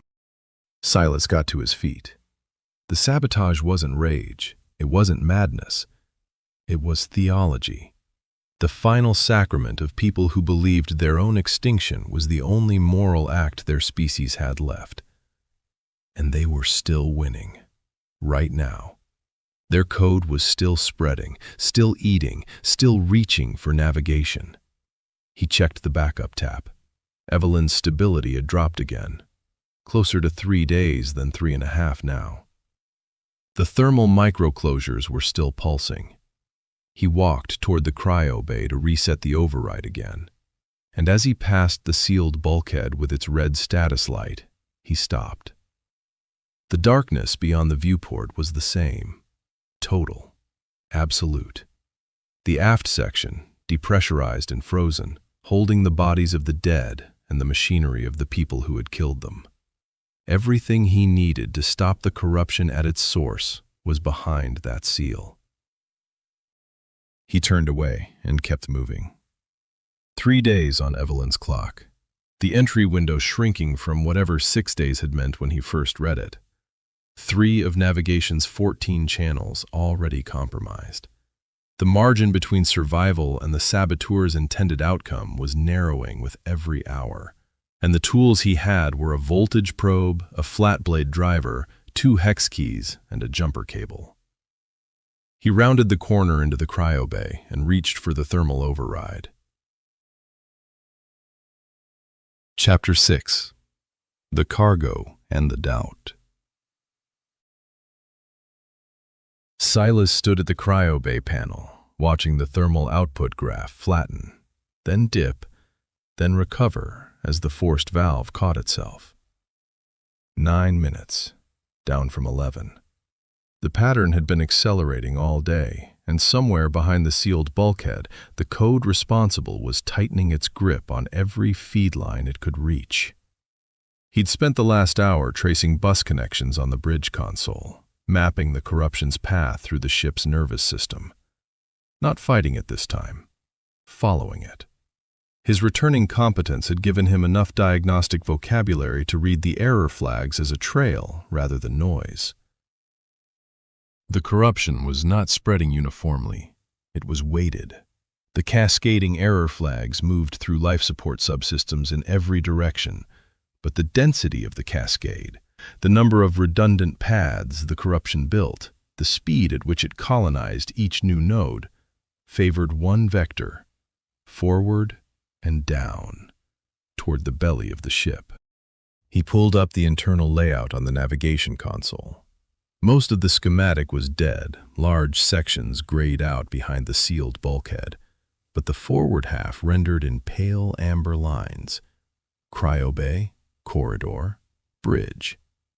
And beneath the forward section, nested below the corridor between the alcove and the bridge, a separate compartment. Not the aft cargo hold sealed behind the bulkhead, but something else entirely. A hardened bay, independently shielded, with its own structural designation. Accessible through a deck hatch he must have walked over a dozen times without registering. The schematic labeled it with a designation he couldn't read, characters that his recovering memory recognized as words but couldn't yet parse into meaning. The corruption's densest cluster of error flags sat in the bus junction directly above that bay. Silas left the bridge. The corridor was warmer than yesterday, and the emergency strips cast the same blue-white wash across the deck plates. He passed Evelyn's alcove without stopping, though he heard her pod's rhythm as he went by. One beat. The pause that lasted too long. Another beat. The intervals between the pauses were no longer predictable. 12 steps past the alcove, where the corridor widened slightly, a section of deck plating sat recessed into the floor. He'd felt it shift under his bare foot the first time he walked this stretch. Now he crouched, worked his fingers under the seam, and pulled. The plate came up heavy, pivoting on a hidden hinge. Beneath it, a ladder descended into amber emergency lighting. The air rising from below was colder than the corridor and carried a different smell. Not stale ozone, but something cleaner, almost mineral, like stone that had never been touched. Silas lowered himself onto the ladder. His bare feet slipped on the first rung before he caught his weight. 7 rungs down, and the ladder ended on a solid deck. He stepped off and turned around. The bay. Primary Payloads Bay, the schematic had called it, a designation that separated it from the 2 cargo holds sealed behind the aft bulkhead, was smaller than he'd expected. Low-ceilinged, maybe 15 meters long, with reinforced bulkheads on every side, thicker than anything he'd seen elsewhere on the ship. The walls were smooth and featureless except for conduit channels running along the upper edges, and the deck was a single poured surface rather than bolted plates. No seams, no drain grates, no maintenance access points. The bay held one thing. It sat at the center of the space, mounted on a cradle of shock-absorbing struts that connected to the deck and ceiling both. A sealed unit roughly the size of a large cargo container, 2 meters tall, 3 long, surfaced in a dull composite that looked like it had been designed to survive anything the universe could throw at it. No external display, no visible interface panel. A single status indicator on the near face glowed a steady, deep blue, the healthiest color Silas had seen on anything aboard this ship. He walked around it slowly. The cradle's struts were overbuilt, each one thicker than his thigh, with independent dampeners at every junction. The composite shell showed no seams he could find, no bolts, no access hatches. Whatever was inside had been sealed before installation and was never meant to be opened in transit. His hand found the shell's surface. Cold, but not the dead cold of a failed system. A living cold. He pressed his palm flat and felt a faint vibration through the composite. Not mechanical, but the deep hum of thermal regulation running on its own power source, independent of the ship's grid. The blue status light pulsed once, slow, as if acknowledging him. Something turned over in his chest. Not memory, not yet. A sense of scale, of consequence, that his recovering brain could feel but not name. This was not cargo. This was the cargo. The most protected thing aboard, the thing every other system had been built to serve. He couldn't say why he knew that, only that the knowledge sat in him like gravity, inarguable and older than language. He circled back to the near face and found, recessed beside the status indicator, a small data port. Standard interface, the same type as Evelyn's pod diagnostic port. He pulled the jumper cable from his waistband and clipped the universal end to the port. He looked for a screen and found none. No display, no readout, nothing in the bay to render the data. The jumper cable was far too short to reach the backup tap in the corridor above, but the conduit strip running along the cargo bay wall continued upward through the deck penetration. A single, unbroken run carrying power and data through the same channel. A station trick surfaced, the same way the coupling click had surfaced in Halden's corridor. Jump the signal through the shared conduit run when the display is too far from the tap. He seated the jumper cable's bare leads against the strip's lowest exposed contact point, felt them click against copper, climbed the ladder, and bridged the strip to the backup tap's auxiliary input with wire scavenged from the tool roll's binding. The small green-on-white display filled with dense text that his mind was just sharp enough to partially decode. Inventory manifest. Contents. Cryogenic biological storage. Subcategories he couldn't parse. Numbers in the thousands. Thousands. He scrolled through what the tap would give him. Temperature logs going back further than he could comprehend. Timestamps that implied a duration of storage longer than any human lifespan he could imagine. Stability metrics, all reading nominal. An independent power cell with capacity projections that dwarfed anything else on the ship. And a designation repeated at the head of every data block, in characters he could almost read, but not quite. Something about seeds, or origin, or beginning. The characters blurred at the edge of his comprehension, familiar the way a word is familiar when you hear it in a language you once spoke as a child. Thousands of frozen lives, held in a vault built to outlast everything around it.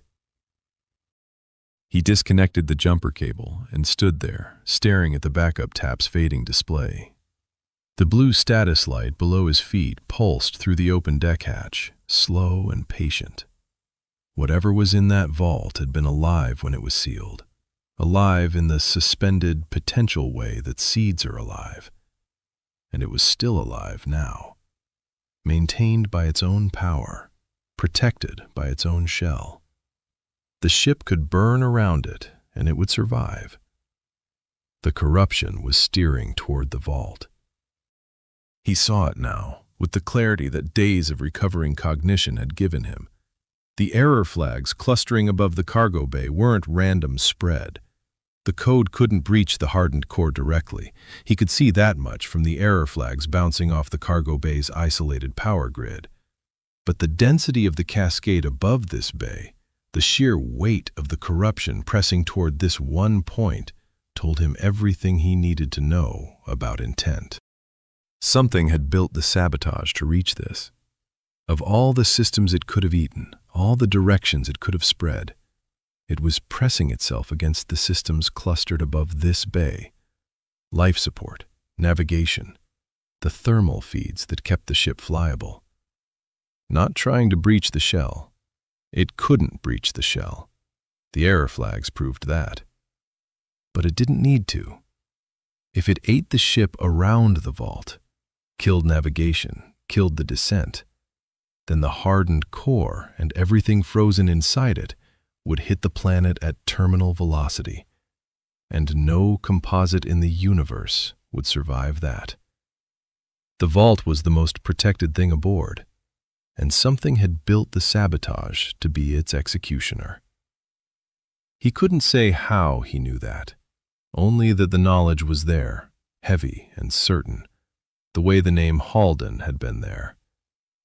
The vault was sacred, and the corruption was targeting it, and that was all there was to understand. Silas closed the deck hatch. The plate settled back into its recess with a sound like a coffin lid, and he stood on it for a moment, barefoot on cold metal, feeling the faint pulse of that blue light through the steel. He walked back to Evelyn's alcove. The pod's rhythm had worsened. The pause between beats stretched longer each time, the mechanism hunting for a cadence it could no longer hold. He knelt beside the viewport and looked at her face, failing, but holding. Under 3 days now. He'd calculated a 4-day window on his first day awake, a day and a half of ship time ago, and the curve was steepening faster than those early estimates had predicted. And the entry window, whatever remained of the original 6-day estimate, was shrinking with every hour the corruption ate toward navigation. His knee sent a hot spike up through his thigh as he shifted his weight. He sat back against the bulkhead opposite her pod. He was tired, in a way that went deeper than muscle and bone, the kind that will could not overrule, and work could not outrun. His eyes closed. He was on the station, not the child's corridor, not the training bay, but a residential section, a narrow room with 2 bunks bolted to the wall and a porthole that showed nothing but the black between stars. The air smelled of recycled everything: sweat, metal, the ghost of whatever the hydroponic bays had last harvested. Evelyn sat on the lower bunk, with her knees drawn up, arms wrapped around them. She wore a crew pullover with the sleeves pushed to her elbows, and her hair was shorter than in the training bay memory, recently cut, uneven at the edges, as if she'd done it herself with shears meant for wire. Her eyes were red-rimmed. Silas stood by the closed door. He wore a technician's coverall with his name stitched above the pocket, and he stood the way a man stands when he's already decided to leave and is waiting for a reason not to. "Lena came to see me," Evelyn said. Her voice was flat, stripped of the measured precision he remembered from the training bay, stripped of warmth, stripped of the quiet challenge that had made her questions feel like invitations. What was left was just the words. "She showed me the atmospheric data from the latest survey pass. The southern hemisphere is gone, Silas. Not dying, gone. The biosphere collapsed 6 months ago, and nobody told us because the advisory council voted to suppress it." "I know about the data." "You know about the data." She repeated it the way someone repeats a thing that is too small for what it carries. "Half a world is dead, and you know about the data." "What do you want me to say?" "I want you to tell me what we think we're doing." She pressed her forehead against her knees. Her knuckles were white.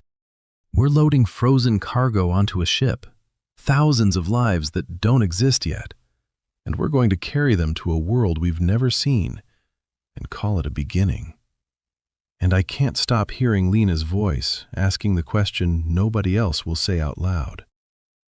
That's the mission, Evelyn. That's the mission. She echoed it like a door closing. And the question isn't new. You've heard me ask it. You know what I think. That we ruined this world and we're carrying the same species to the next one. But that's not why I'm sitting here like this. Silas didn't answer. His jaw was tight. Halden believes, she said. He really believes. The line continues. The seed takes root, a new beginning. I watched him say it, and I could see he meant every word. She pressed her forehead harder against her knees. He came here last night, stood right where you're standing, told me the Southern data didn't change the calculus, that the calculus was never about what we'd lost. It was about what we could still carry forward. He said it the way he says everything, like the ground under him is solid and always has been. She lifted her head just enough to look at Silas. And I wanted to believe him. I wanted his certainty to be enough, but it isn't. Because Lena, her voice caught. Lena can't sleep. She walks the corridors at night. She told me she dreams about the southern oceans and wakes up unable to breathe. Lena's grief is real. That doesn't make it a policy. Don't. The word was sharp enough to cut. Don't talk about her like she's a problem to manage. I'm not. You are. You and Halden both. You've decided the question is settled, and anyone who's still asking it is in the way. Silence hung between them. Through the porthole, nothing moved. The black was absolute and patient. I haven't decided anything, Silas said, but the words came out too carefully, too rehearsed, and he watched her hear the lie. You decided the day Halden put your name in. She lifted her head. Her eyes were dry now, and that was worse than the red rims. You decided before you met me. The mission is the mission. Fix the broken thing. Don't ask what you're fixing it for. The words landed because they were true. I'm asking, she said, not because I want to stop it, not because I'm one of them, but because someone has to ask, and Halden won't, and you won't, and Lena can't anymore because the asking is eating her alive. Do we have the right to take everything we are, everything that killed a world, and plant it somewhere new? If we don't, we die here, all of us, everything we've ever been. Maybe that's honest.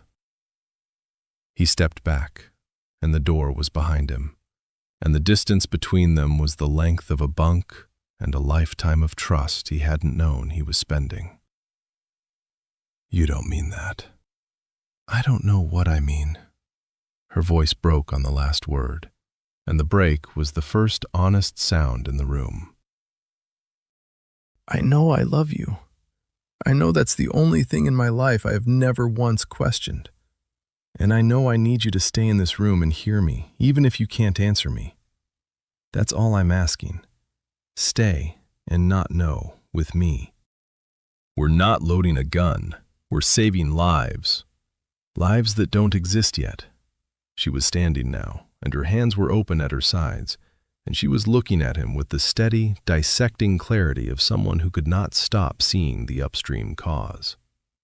On a world that didn't ask for us, using the species that already proved it can't be trusted with one. A pause. Remember what I asked you? In the training bay? I remember.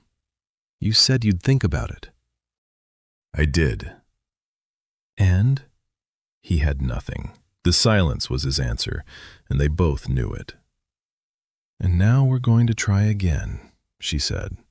Frozen cargo and good intentions, and a crew that can't even agree on whether they have the right. She stepped toward him, close enough that he could smell the station soap on her skin, the faint, acrid residue of the atmospheric lab's solvents on her sleeves. Everything else, the mission, the cargo, the question of whether we deserve another chance. I don't know. I don't know, Silas. He reached for the door. Her hand caught his wrist, not hard, but sure. Stay, she said. One word. Her voice had turned grave, all the challenge burned out of it, leaving only the bare need. Her grip loosened. Her fingers slid down to his hand and held it. You don't have to agree with me. You don't have to answer the question. Just don't walk out of this room. Because if you walk out now, you're not leaving an argument. You're leaving me." He opened the door and walked out. The memory held for one more beat, her hand still open where his had been, fingers curling slowly closed around nothing. Not anger on her face, not surprise. Something quieter and more final. The look of a woman who had asked him to stay and watched him choose the door. He had not walked away from her doubt. He had walked away from her. And the difference between those two things was everything. The station's hum swallowed him, and the memory dinned. Silas opened his eyes. The corridor ceiling, emergency strips, the hum of the dying ship. Evelyn's pod stuttered through its failing rhythm beside him. One beat, a long pause. One beat, a pause that stretched until his chest tightened, waiting for the next. It came. His hands were on the pod's casing, his knuckles tightened against the metal, and his fingers went absolutely still. He got to his feet. He walked to the cryo bay without looking back at her, and when he reached the thermal panel, the override had failed again. He forced it open. The valve ground back into position, and heat crawled into the bay, unregulated and temporary, buying time he no longer knew how to spend. Chapter 7. The window is closing. Silas was standing at the thermal panel when the feed stuttered, coughed a pulse of heat into the cryo bay, and died. Not the slow sag of a relay losing current, a clean cutoff, like a hand closing a valve. He grabbed the override toggle and forced it back. Metal ground against corrosion. The valve seated and heat returned, but the output waveform on the panel was wrong. Thinner. The peaks shaved down, the recovery between pulses slower, as though the line itself was losing the will to carry anything. 7 minutes, down from 9, down from 11 before that. He left the panel and walked forward. His right knee had stopped being a discrete pain and become a condition he simply carried. Something permanent and ambient that flared when he put weight on it and ached when he didn't. The corridor's emergency strips looked dimmer than yesterday. Whether they were actually fading or his eyes were adjusting to the ship's slow decline, he couldn't tell. Evelyn's pod murmured as he passed. The mechanism had given up on rhythm entirely. It fired when it fired, each pulse separated from the last by an interval that belonged to no pattern. He kept moving. The bridge was cold. Colder than the corridor, colder than the cryo bay. The thin whistle above the viewport had deepened overnight into something lower, steadier, a note the ship was holding. The navigation console's amber glow was the only light besides the planet below, which now filled nearly 2/3 of the viewport. Cloud formations he'd first seen as abstract whirls had resolved into distinct weather systems, white spirals dragging shadows across blue ocean and dark green landmass. Silas dropped into the left seat and pulled the navigation display forward. Something was wrong. The trajectory line had shifted, not by much. A few degrees of lateral drift that wouldn't mean anything on a short approach. But this was a ship decelerating into a planet's gravity well across thousands of kilometers, and at this scale, a few degrees was the difference between an entry corridor and a fireball. He tapped the display. The numbers confirmed what the graphic showed. The ship had wandered off its approach vector. Not catastrophically, not yet, but with clear lateral displacement.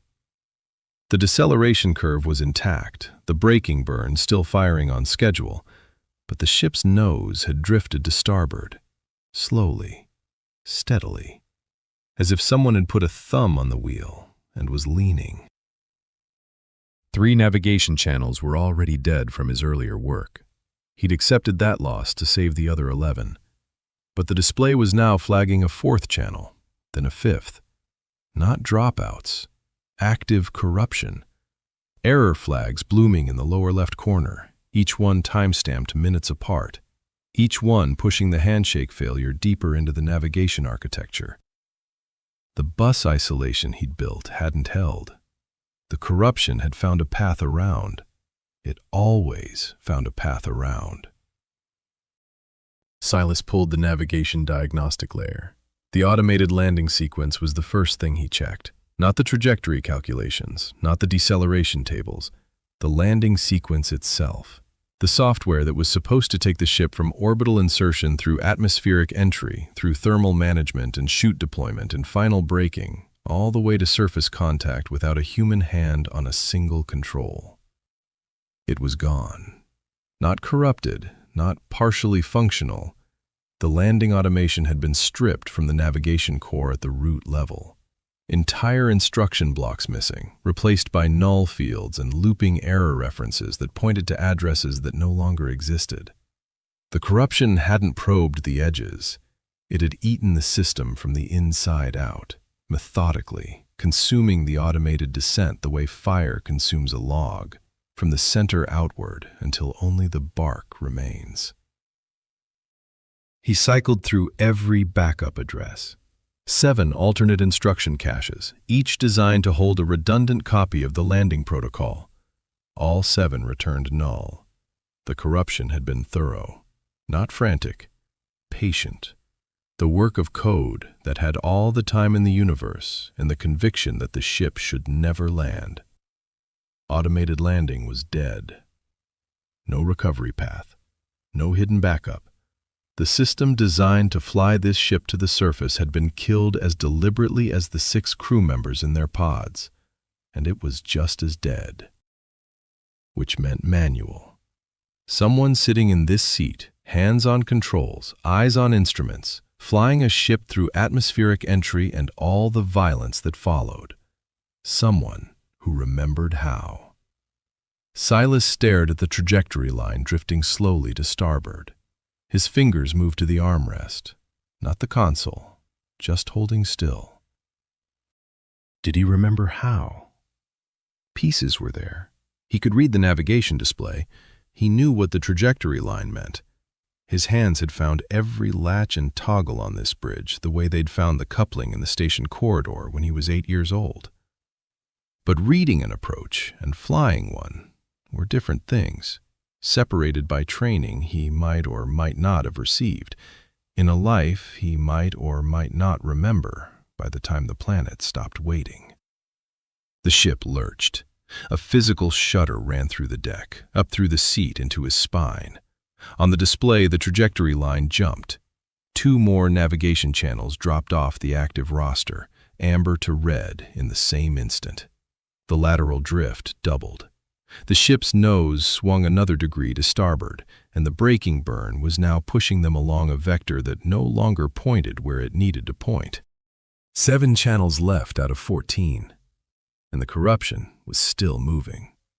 Silas grabbed the console edges and leaned forward, reading the drift rate, the entry angle, the deceleration profile, all shifting in real time. The planet in the viewport seemed to tilt, though it was the ship that had turned. Sunlight caught a different stretch of ocean. New coastlines emerged from behind the Terminator. He needed to stop the drift before the entry angle became unrecoverable. The right-hand console had controls he hadn't looked at closely before. He crossed to the other seat and found the attitude control interface, powered it up. Half the indicators were dark. A single thruster quad responded to his input. 1 quad out of 4. Enough to arrest a slow drift if he caught it in time. Not enough to maneuver. Not enough to fly a descent. He fired the working quad in a 2-second burst to port. The ship groaned. The trajectory line hesitated, then began crawling back. Not enough.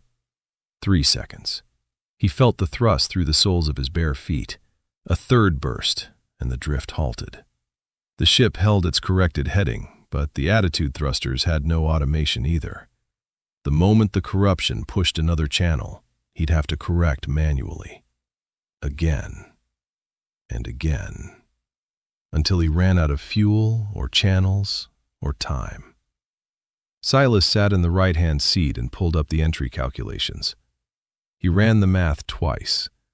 The original estimate had been roughly 6 days to atmospheric entry, derived from a ship on its proper approach, decelerating along a trajectory calculated years or decades ago, pointed at a corridor that would keep temperatures survivable and structural loads within tolerance. The ship was no longer on that trajectory. The drift had pushed them off the optimal corridor. If he could restore the approach vector and hold it, the math changed. The planet's gravity was pulling them in faster than the original profile had planned for, the angle of approach steeper on the corrected path. His thruster correction had stopped the drift, but it couldn't undo the displacement already accumulated. The steeper angle was baked in. 4 days, not 6. He said it out loud. About 4 days. The words hit the cold air and fell flat. He said it again. About 4 days, not 6. His original margin had been built on a simple gap. Evelyn's revival deadline was 4 days away, but atmospheric entry had been 6 days out. Revive her first, then ride through entry 2 days later. Plenty of breathing room. That margin had just collapsed. Entry had lurched forward from 6 days to 4, nearly colliding with the revival window. The revival deadline still came first, but now only barely. Without manual flight control through descent, they burned, both of them, and the vault hit the surface at a speed that would turn its composite shell and every frozen life inside it into debris scattered across a crater. Manual flight control required the navigation control core, the hardware that translated pilot inputs into thruster commands and flight surface articulation. Without it, the bridge controls were a steering wheel disconnected from the wheels. He knew where the navigation control core was. Aft section. Behind the processing hub, past the cargo holds, mounted against the structural spine where vibration transfer was lowest. Behind the bulkhead he had sealed. Silas let out a breath that fogged in the cold air. He looked at the trajectory line holding steady on its corrected heading and thought about the 4 magnetic clamps he'd fired a day and a half ago. The deep percussive thuds through the deck. The status light switching from amber to red. The finality of it. He had sealed that section to save the forward compartment, to save Evelyn. Atmosphere was hemorrhaging through whatever breach had opened back there, and the pressure drop would have pulled their breathable air out within hours. The right call. The only call. He knew that, had known it then, standing at the control pad with his palm against cold steel, feeling the dread climb his spine and choosing to fire the clamps anyway. His choice. Not the ship's, not some automated failsafe. His hand on the command, his voice saying the word, his 4 thuds through the deck. He had been afraid, and he had done it afraid, and he would carry that. And now, that call stood between him and the one piece of hardware that could keep them alive.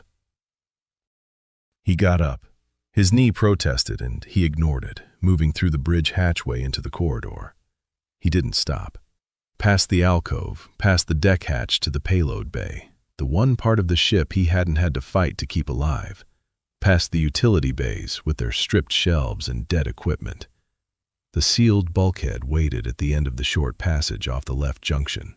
Red status light, magnetic clamps engaged. The small viewport showed absolute darkness on the other side. No emergency strips, no reflected glow, just the black. Silas put his hand flat on the door. The metal was cold, but not the killing cold of the day he'd sealed it. Beyond this steel, the section was still open to vacuum. No atmosphere, no heat. Whatever breach had opened back there was still open. The navigation control core was in there. Somewhere past the processing hub, past the cargo holds, mounted against the ship's spine. In the dark. His gut tightened. His lungs drew a careful breath and held it, as though his body was already rehearsing what waited on the other side. The absence of air, the cold that would press through the suit and into his skin before he'd taken 3 steps. Halden's words were there too.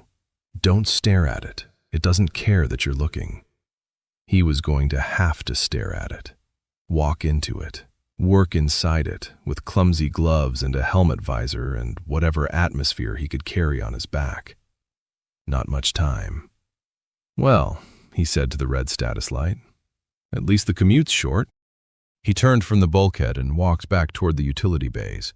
There had been equipment in some of them, shapes he'd cataloged as unidentifiable during his first exploration. His memory was sharper now. He knew what an emergency vacuum suit looked like. He knew what a portable air supply looked like. Whether the ship carried them and where they'd be stowed, those were questions his hands might answer faster than his head. The first bay was stripped bare. The second held empty mounting brackets. The third was the one he'd marked as unidentifiable on that first pass, dim shapes against the aft bulkhead, something tall he hadn't had the vocabulary for then. He had it now. The tall shape was a locker, narrow and upright, its door hanging ajar a few centimeters where the latch hadn't fully caught. Through the gap he could see the outline of fabric hanging from a hook. He worked the latch the rest of the way open with the flat blade driver from his tool roll, and the door swung wide on stiff hinges. Inside, hanging from a hook welded to the locker's back wall, was an emergency exposure suit. Not a proper vacuum suit, a thin-skinned emergency garment designed to keep a body alive for a short period in depressurized conditions. Helmet with a clear visor, integrated gloves, flexible but clumsy. A small rebreather unit mounted on the chest plate with a pressure gauge that read 3/4 full. No thermal regulation, no communications, no thrust. He pulled it from the hook. The fabric was stiff with age, but intact. No visible tears. The seals at the wrists and neck ring were hard rubber, cracked in places, but not split. He turned the rebreather valve and heard a faint hiss. 3/4 of a tank. He didn't know the burn rate, didn't know how long it would last at active exertion in a frozen section where his body would be burning energy to fight the cold. An hour. Maybe less. Maybe more. He wouldn't know until he was in there. He carried the suit back to Evelyn's alcove and laid it on the deck beside her pod. The pod's mechanism fired once, then went silent long enough for his shoulders to draw up before the next pulse came. He checked the backup tap's readout, her revival threshold shrinking, and the decline was no longer a slope. It was a staircase, each step down larger than the last. And between him and the navigation control core stood a sealed bulkhead, a dead section, and the dark. He sat on the deck beside the exposure suit and looked at his hands. The scar across his right knuckle, the calluses that had been there before he had a name to go with them. Halden's hands, in a way. Halden had made them. Could they fly a ship? He didn't know, but he knew they could open a bulkhead. He knew they could carry a rebreather into a dark section and find a navigation core and do whatever needed doing. He knew they could do it scared, because they'd been doing everything scared since the moment he'd fallen out of his pod onto a wet deck with no memory and no name. The aft section was a tomb. The dark waited with the patience of something that had never learned to care. No time to contemplate. Silas picked up the exposure suit, checked the seals a second time, and began fitting it over his bare feet. Chapter 8. Into the Dark Section. The neck ring caught on his jaw, and he had to work it past with both hands, the hard rubber dragging across stubble he hadn't noticed growing. The helmet seated with a dull click. Through the visor, the corridor looked the same, but sounded different. His own breathing, close and loud, filling the space between his ears. He sealed the wrist gaskets. The left one resisted, the cracked rubber folding against itself before it seated.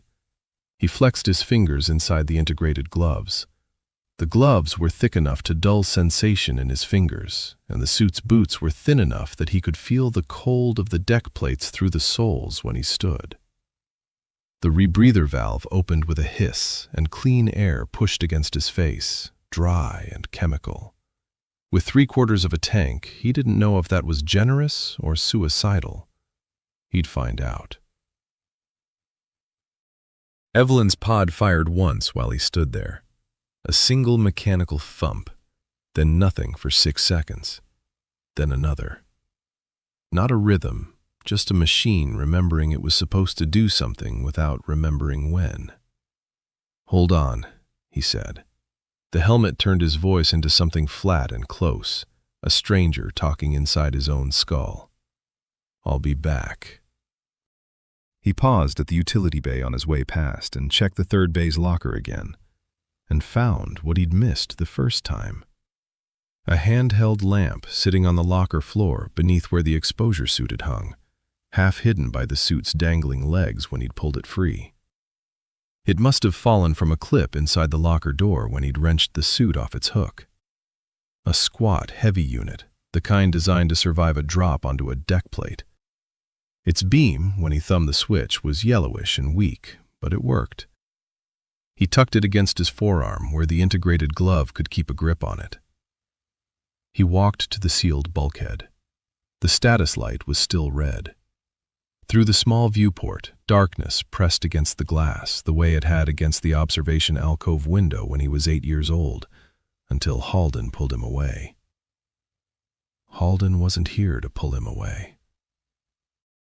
Silas put his gloved hand on the bulkhead and studied the seal. Irreversible without tools he didn't have and procedures he didn't remember. That had been true a day and a half ago. Now he had the hex keys from the tool roll, and his hands had Halden's training back, and the procedures were surfacing the way everything else had surfaced. Not recalled, but recognized. Like a coupling, his fingers knew how to seat before his mind caught up. The magnetic clamps held the primary lock, but the clamps were backed by a mechanical interlock. 4 hex bolts recessed into the door frame, the same gauge as the ones on the navigation core housing. He'd sealed this door, afraid and half blank. He was opening it, afraid and almost whole. He fitted the hex key into the first bolt and turned. The first bolt gave with a crack that rang through his arm. The second was frozen and took 30 seconds of quarter turns before it released. Third. Fourth. The mechanical interlock disengaged with a heavy clunk, but the magnetic clamps still held the primary seal. The door was free to move within the clamp's tolerance, enough to crack it open without breaking the magnetic lock. He worked the door's edge with both hands, dragging it through its arc. Something inside the mechanism groaned, metal on metal, a sound like a joint that hadn't moved in years being forced through its range. A crack of darkness appeared at the door's edge. No rush of atmosphere. The clamps held the primary seal and the pressure differential stayed contained. But the cold came through immediately, a blade of it finding the gap between the suit fabric and his collarbone, where the neck ring didn't quite seat. He pulled the door open enough to fit his body through sideways. The other side was black. Not dim, not shadowed. Black in the way that space was black. Complete, without reference or depth, swallowing the edge of the door 2 centimeters past the frame. The lamp threw a yellowish cone that reached maybe 4 meters before the dark ate it. "Short commute," he whispered. "Scenic route, though." He took a breath that the rebreather turned into a dry rasp. "Employee of the month. Has to be." The passage angled aft along the ship's spine. Emergency strips that should have lined the deck were dead. The lamp caught broken conduit hanging from the ceiling like snapped tendons, and panels buckled inward where decompression or thermal stress had warped the corridor's geometry. The deck was covered in fine crystalline frost. Ice had formed on every surface where residual moisture had frozen when the section lost pressure. No sound. That was the worst part. On the forward side of the bulkhead, the ship hummed and clicked and whistled and groaned. A dying thing, but a thing. Here, nothing. The rebreather's rhythm was the only proof he wasn't floating in the void itself. Each breath a small robbery from a finite supply. The cold hit him in the first 10 seconds. The suit had no thermal regulation, and his body was already running a deficit from days of inadequate heat and food. His fingers went numb first, then his toes, then a spreading ache across his shoulders and down his spine. He kept one hand on the starboard wall. The frost scraped under his gloves. The lamp swung with each step, throwing shadows that lurched and stretched and fell away into nothing. The atmospheric processing hub was 20 meters aft. 20 meters in a functioning corridor was nothing. 20 meters in darkness and vacuum, in a suit already losing the argument against cold, with a rebreather burning through its tank. 20 meters was a negotiation with something that didn't negotiate. 4 days to atmospheric entry. Less if the drift kept eating channels while he was in here. His right knee buckled on the 14th step. He caught himself on the wall, his palm slamming into a junction box, hard enough to send a bolt of pain up through his wrist. The junction box was coated in ice so thick it looked organic, like something that had grown rather than frozen. 14 steps, he said to nobody. That's the knee's contribution. Noted. He pushed off the wall and kept moving. Performance review's going to be brutal. The processing hub was a wide section where multiple conduit runs converged on a central unit the size of a storage crate. The unit's housing had split along one seam, spilling its internals into the frozen air, circuit boards and fiber runs hanging in a tangle that the lamp turned into a nest of crystallized wire. The split housing had deformed the deck plates beneath it, creating a ridge he had to step over carefully with legs that were losing fine motor control. Past the hub, into the space beyond. The first cargo hold was a cavernous dark on his left, its hatch jammed open at a 30-degree angle. The lamp caught the edge of mounting racks, empty. On the deck, just inside the threshold, 2 crew coveralls lay folded on a cargo crate beside a pair of magnetic boots, personal kit staged for a shift that never came. The frost had preserved them perfectly. Someone had set them down with care, the sleeves squared, the boots side by side. 2 of the 6 whose sealed pods he'd checked in the bay forward, whose faces he'd looked at through frosted glass and said sorry to. They'd worked in this section, and he'd locked the door on everything they'd left behind without knowing what was on the other side. The weight of that sat in him the way the cold did. Wordless, systemic, nothing he could fix. The hold was vast enough that his light didn't reach the far wall. Just emptiness opening out into more emptiness, the dark pooling in corners and spilling across the threshold like something liquid. The cold from the hold hit him differently than the corridors had. Not a blade, but a wall. A solid mass of frozen air that had been sitting undisturbed since decompression, dense with the mineral smell of crystallized dust and metal cooled past any temperature meant for living things. It found the gap at his collarbone and pressed through, and his lungs seized against it. Frost crackled faintly under the suit fabric where it brushed the hatch frame, and the silence in there was so total it had texture. Thick, mineral. The silence of a place that had forgotten sound existed.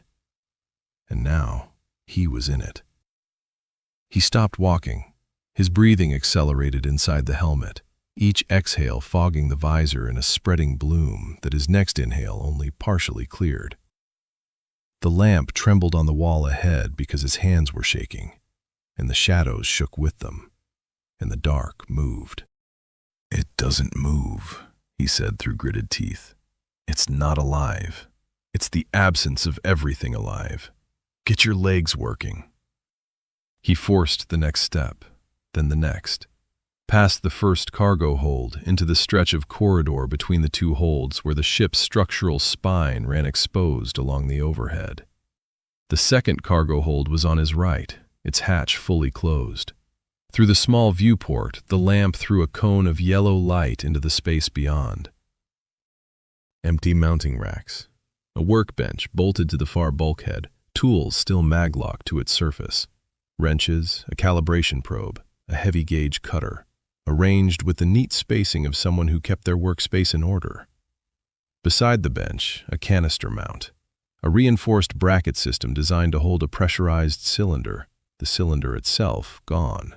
Only the mounting collar and feed line coupling remaining.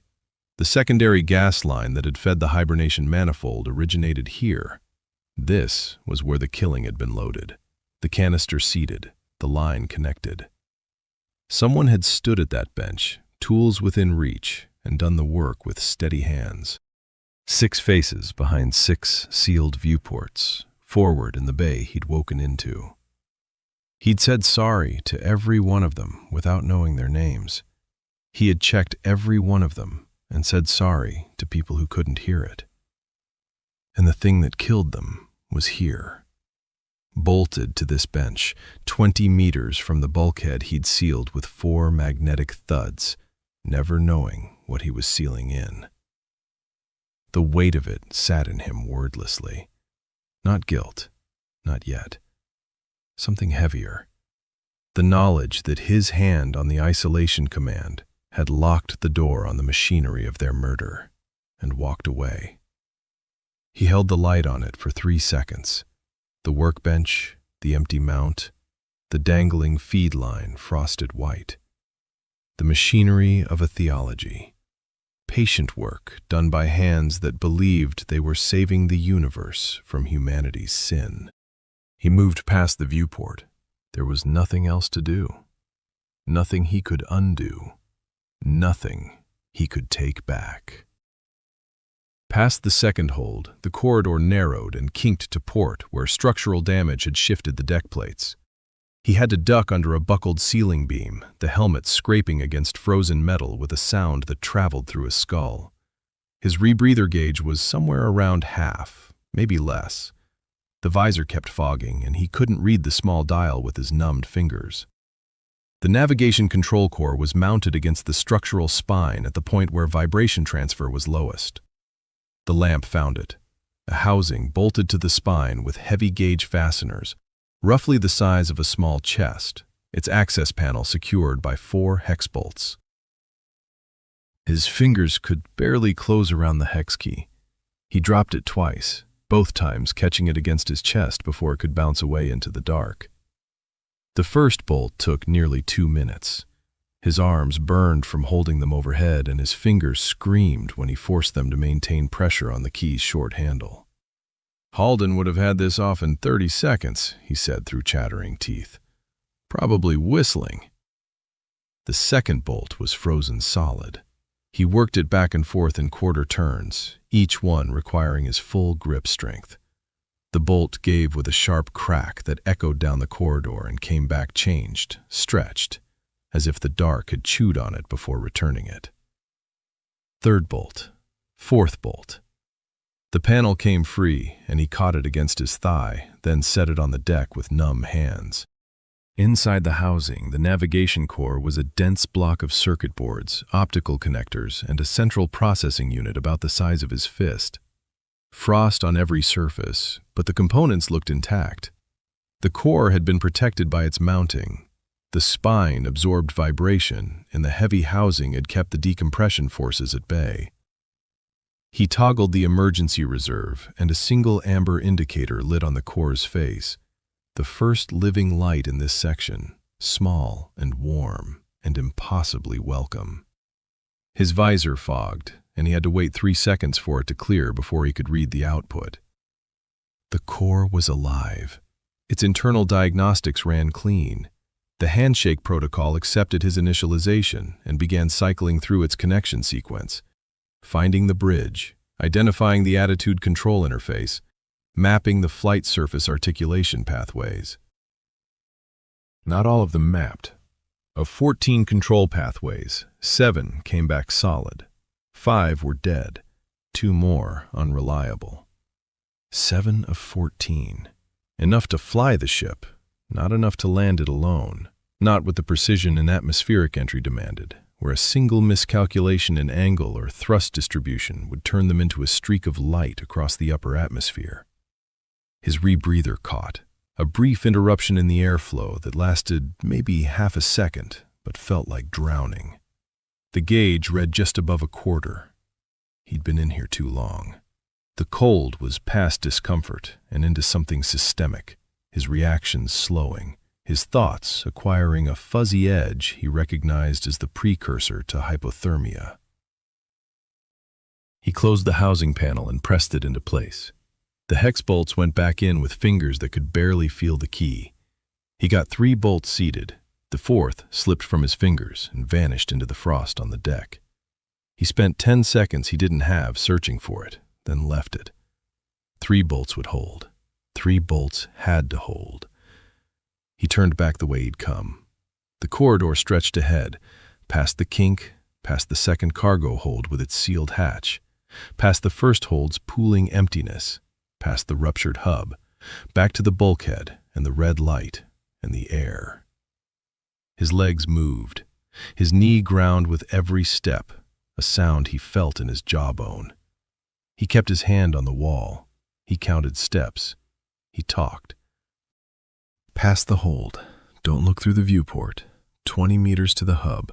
14 steps to the bulkhead after that. The knee gets 1 more contribution and then it's done. He almost laughed. Round trip. Scenic both ways. Should charge admission. Past the first hold. The dark yawned on his left and he didn't look.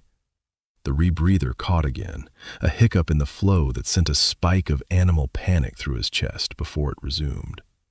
He was pulling hard on the tank now, his body demanding more oxygen than his lungs could extract from the diminishing supply. The processing hub, the split housing, the ridge of deformed deck plate. He stepped over it, and his right foot caught the edge, and he went down, helmet striking the frost-covered deck with a crack that whited out his vision for 2 seconds. The lamp beam swung wildly, throwing the corridor into a carousel of light and shadow, and he lay on the frozen deck with the dark spinning above him. He got up. He didn't remember deciding to get up. His arms pushed, his legs gathered, his body found vertical through some negotiation between balance and desperation that bypassed his conscious mind entirely. The visor was cracked, a single line running from the lower left corner to the center. Not breached, but compromised. If it broke, the suit's minimal pressure seal would fail. He would have seconds. 14 steps. He counted each one. His hand on the wall left a track in the frost, 5 parallel lines where his fingers dragged. The bulkhead door appeared in the lamp's beam, the crack of light around its edge the most beautiful thing he had ever seen. Warm amber light from the forward section leaking through the gap like a promise. He squeezed through sideways. The neck ring caught on the door frame, and for 1 white-hot second he was stuck, his chest in the warm section and his legs in the dark, the border between alive and dead running through his midsection. He twisted, felt something tear in the suit fabric at his left shoulder, and pulled free. The door mechanism groaned as he forced it closed. The gap narrowed, sealed. The cold withdrew. He collapsed against the corridor wall and ripped the helmet off. The air hit his face, warm, stale, tasting of rust and recycled sweat, and he sucked it in with sounds that weren't breathing so much as drowning in reverse. His body shook, not trembling, shaking, whole body convulsions that rattled his teeth and made his vision jump. The rebreather gauge, visible now through the cracked visor of the helmet lying on the deck beside him, was just above empty. He sat there for a long time, long enough for the shaking to subside, long enough for his fingers to regain enough sensation to register the pain in all of them simultaneously. Then he heard Evelyn's pod fire. A single pulse, muffled by distance but unmistakable. And nothing after it for 10 seconds. 15. He stood up. At the bridge, his numbed fingers took 3 attempts to log into the navigation console. The amber display populated slowly, line by line. The core's handshake was holding. 7 of 14 control pathways active. Attitude control now routed through the core rather than the one surviving quad alone. He had thrusters he hadn't had before. Not full authority, but enough to hold a heading, to adjust angle of attack, to answer the planet's gravity with something more than prayer. Partial manual flight control, restored. He checked the backup tap's readout from Evelyn's alcove on his way back from the bridge. The numbers had moved, not the slow, grinding decline he'd tracked for days, a lurch. The power drain from bringing the navigation core online had pulled from the same auxiliary bus that fed Evelyn's pod. The tap feeding her pod and the navigation core's emergency reserve shared a common route 2 junctions deep, a connection he hadn't mapped because he hadn't needed the core until now. Hours gone in a single lurch. The staircase he'd been watching had lost a whole step at once, the kind of fall that turned a margin into a razor's edge. Under 3 days now, and the gap between her window and the entry deadline had nearly closed. The readout's precision degraded at the margins, and at this end of the curve, the margins were all that was left. He stood in her alcove, stripped to the waist where he'd pulled the exposure suit off his cramped shoulders, his skin reddened and raw from the cold, and watched the backup tap's numbers hold their new, worse position. Her pod fired twice, close together, then went silent for long enough that his breath stopped. When the next pulse came, it was weak. He could hear it fading. What the navigation core gave him, it took from her. Every system on this ship was a closed loop of finite power, and he'd just redirected a piece of the loop that was keeping her alive. He sat on the corridor floor with his back against her pod's crude mounting bracket, and the exposure suit pooled around his waist. His body wanted sleep with the desperate gravitational pull of a system pushed past every reasonable limit. The cold was still in his bones. His fingers were tinged blue at the tips. He closed his eyes. Not to sleep, to rest. But his body didn't ask permission, and consciousness dropped away like a bulkhead door slamming shut. The dream was chaos. He stood in a corridor on the station, but it wasn't the station he remembered. Red emergency lighting strobed from every junction. The air tasted wrong, chemical and sharp, laced with the bitter edge of electrical fire. People ran past him in both directions, some carrying equipment, some carrying nothing, their faces stripped to the bone-white expression of people who understood that something had changed permanently. Halden was at the center of it. The commander filled the junction ahead, his voice carrying over the noise the way a structural beam carries weight, not louder than the chaos, but beneath it, holding it up. His gray hair was disheveled, and he'd lost the right sleeve of his uniform at the shoulder. His hands moved with the deliberate speed of a man running out of everything except decisions. "Bay 3 is compromised," someone shouted from a side passage. "I know," Halden's voice, steady as a foundation. "Route anyone not at a station to the forward ring. Get the manifold online." Silas stood in the current of running bodies and didn't know why he was there. He wore the technician's coverall with his name above the pocket, and his hands were empty. And something behind him was wrong. A deep, percussive sound vibrating through the deck plates at intervals. Detonations. Something was detonating inside the station. "Silas!" Halden saw him, crossed the distance in 3 strides, grabbed his shoulder with one of those enormous, rough hands. "We're loading early, right now, not tomorrow, not at 0600, now." What happened? "They got into the launch systems, tried to lock the docking clamps. We overrode it, but they've set charges in the secondary fuel line. Bay 3's already burning." Halden's grip tightened. This is what I told you would happen. The grief becoming something else. It's here. The last generation. They'd moved from notices on walls to fire in the corridors. Where's Evelyn? Silas heard himself ask. The question came from a place deeper than thought. Forward lab, Lena's section. Halden released his shoulder and pointed aft. I need you to get her and bring her to the ship. The manifold's loading now. Original crew's going into their pods in the next 20 minutes. But your pods aren't installed. Our pods aren't.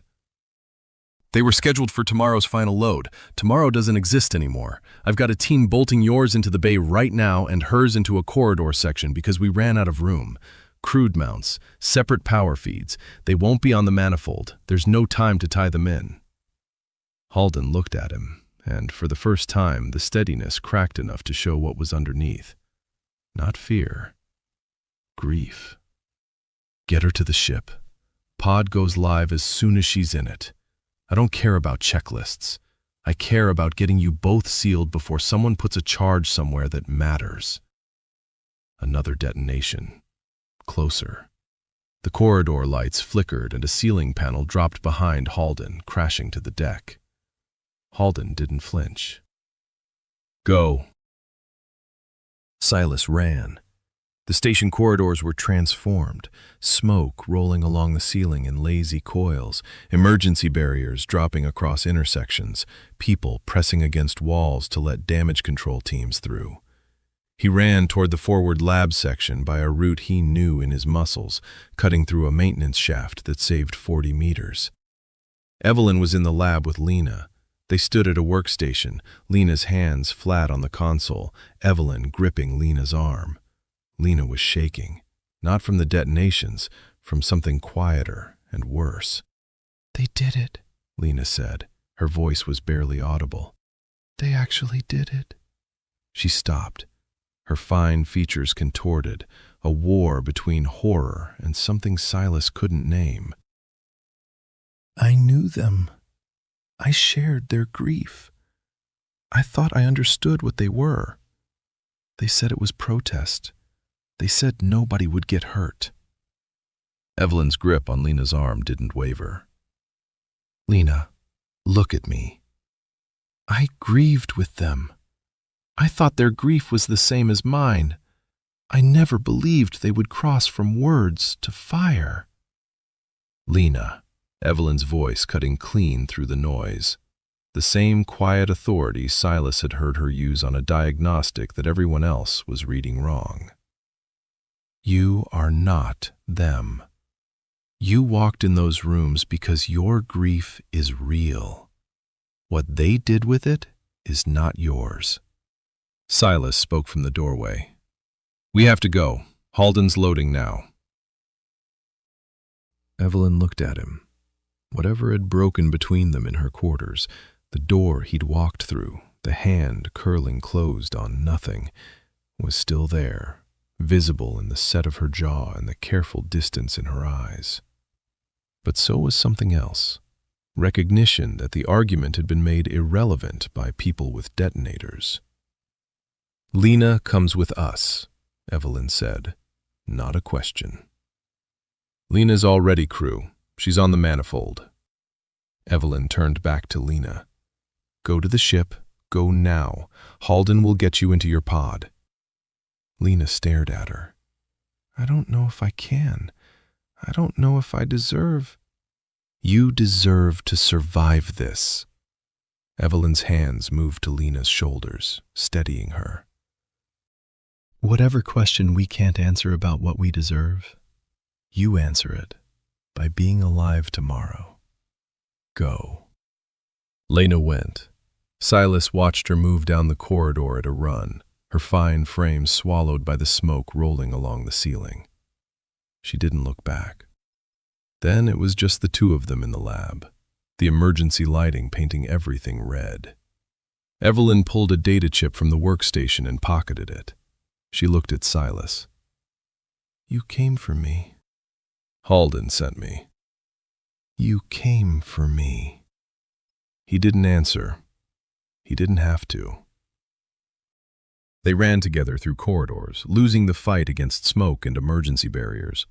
Twice they detoured around sealed junctions where fire suppression retardant created impassable chemical fog. Silas's hand found Evelyn's at a junction where the lights went out completely, and they ran blind for 10 meters, her grip exactly as strong as he remembered, her calluses pressing into his palm. At the ship's loading bay, organized chaos had replaced panic. Halden stood at the manifold controls, directing the original 6 crew into their pods with the controlled intensity of a man conducting the last movement of a symphony he knew would never be repeated. Lena was already in her pod, her face visible through the viewport as the lid descended, her expression something between terror and resignation. Halden pointed Silas to the bay. "Yours is at the end. The team just finished bolting it down." He pointed Evelyn aft, toward the corridor beyond. "Yours is in the alcove. Crude mounts, separate feed. It'll hold. It has to hold." Evelyn looked at Silas. 1 second. 2. "See you on the other side," she said. And then she was gone, moving toward the corridor and the makeshift pod that would carry her across whatever distance this ship was meant to cross. Halden turned to Silas. "Get in your pod." I'm last. I close the manifold, confirm all pods are sealed, and I take number 6. Halden's hand landed on Silas's shoulder one final time. The same hand that had guided a boy's small fingers to seat a coupling on a station corridor decades ago. Heavier now, trembling at the edges. "You fix things, Silas. That's what you do. Whatever's broken when you wake up, you fix it." "And if I can't?" "Then you were the wrong man, and I was wrong about you." But I wasn't. Silas climbed into the pod. The gel was cold, and the mounting brackets groaned under his weight, and the cracked display showed his name in amber as the lid began to descend. The lid descended. Through the narrowing gap he saw Halden's back, broad and steady, moving toward the manifold controls. The gap closed. The cold pressed in. The dark. Silas woke on the corridor floor with Evelyn's pod pulsing against his spine. 1 beat, then silence. Silence long enough to age him. Then another beat. He sat up. The dream was there, whole, sharp-edged, refusing to dissolve the way dreams should. Not a dream. Memory laid back into its proper place, another chronological layer clicking into its channel like a coupling seated by hands that knew the work. Their pods hadn't been on the manifold. They'd been bolted in at the last moment, crudely mounted, separately plumbed, outside the architecture that the saboteurs had spent months corrupting. The gas that killed the 6 hadn't reached them because there wasn't time to connect them. The corruption in the software hadn't targeted their pods because their pods didn't exist in the system's map. Halden had saved them by accident, by rushing, by doing the one thing his steady, methodical nature never would have chosen, except that the last generation forced his hand. The charges in the fuel line, the fire in Bay 3, the chaos that compressed a careful plan into 30 minutes of desperate improvisation. Evelyn's survival and his own were the same event, the same decision made by the same man in the same burning corridor. He remembered him saying, "Pod number 6. I close the manifold, confirm all pods are sealed, and I take number 6. Silas had looked through that viewport on his first night and whispered, "Sorry," to a face he didn't know. He knew it now. A sound came out of him that he didn't try to stop. Short, raw, the sound of something load-bearing giving way. Then it was done, and there was nothing to fix, and he got up. Silas stood, steadied himself against the bulkhead, and walked to the backup tap. Her numbers held their new position. Worse, but stable. The cliff had stopped falling, and the ground was close. He had partial flight control. He had a cracked visor, blue-tipped fingers, and a body running on the last of whatever reserves hibernation had left him.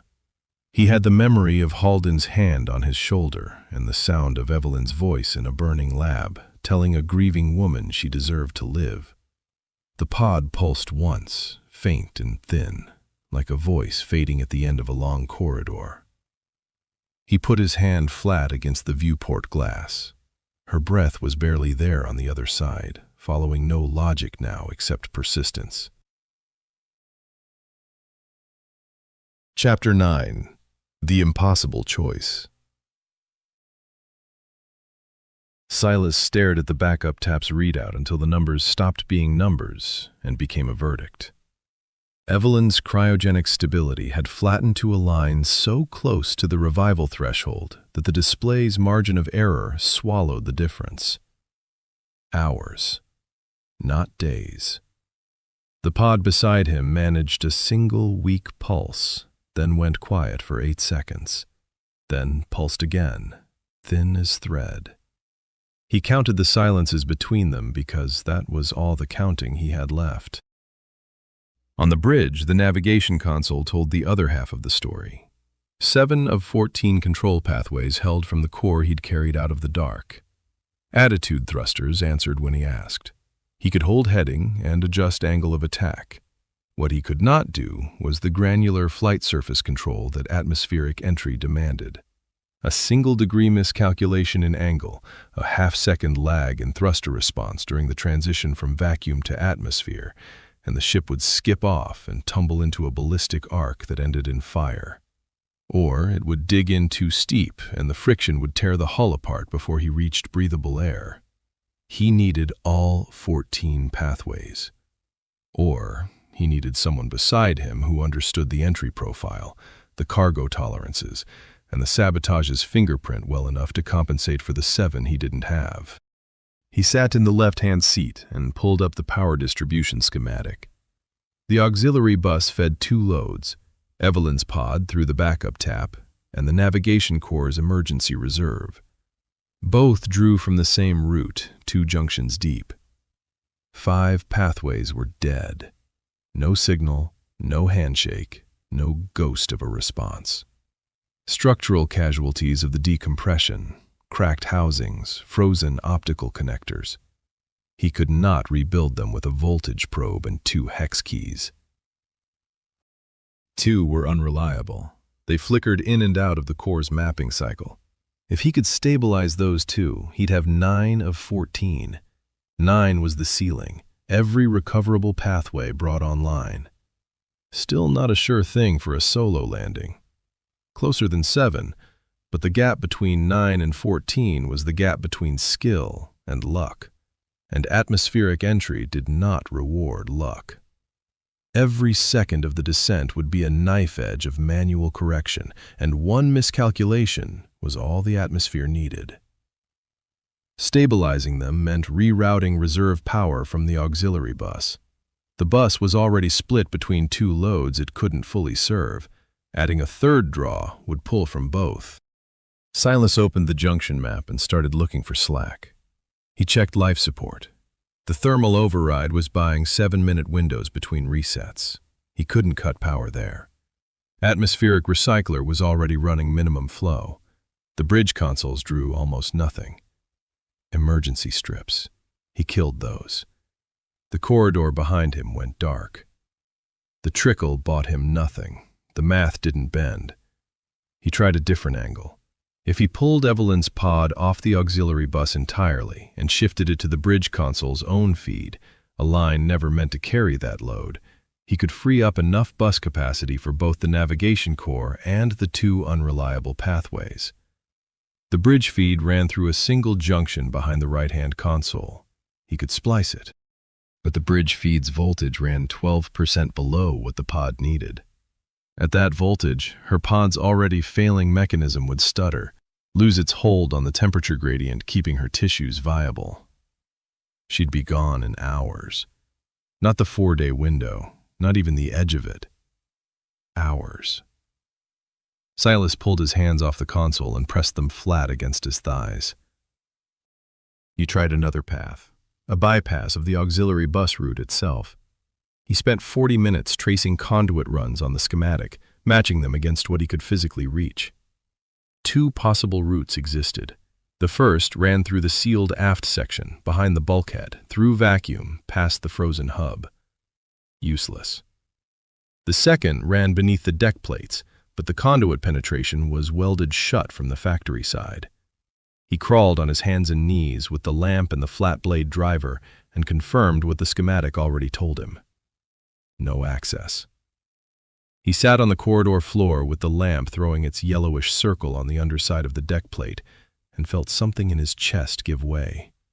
Not the sharp crack of a break, but the slow structural failure of a load-bearing wall that had been holding too much for too long. The ship was flyable, 7 pathways answered. He could hold heading, he could adjust angle, but he couldn't land alone. And the margin he had left could do one of two things: stabilize the unreliable pathways, push to 9 of 14, the absolute ceiling of what the ship could recover, and gamble that a solo descent at the limit of the hardware might thread a needle 7 couldn't. 9 was the best he could do alone. It might be enough, barely, brutally, every second of the descent a gamble dressed as skill. Or it might not. Or he could revive Evelyn now, spend the margin on waking her, the woman whose hands moved with surgical precision, whose mind understood entry profiles and cargo tolerances and the signature of the corruption that had eaten the ship. Fly the descent together on 7 pathways, relying on her knowledge to fill the gap the dead hardware left. Not both. The bus couldn't carry both loads. The time couldn't stretch to cover both tasks.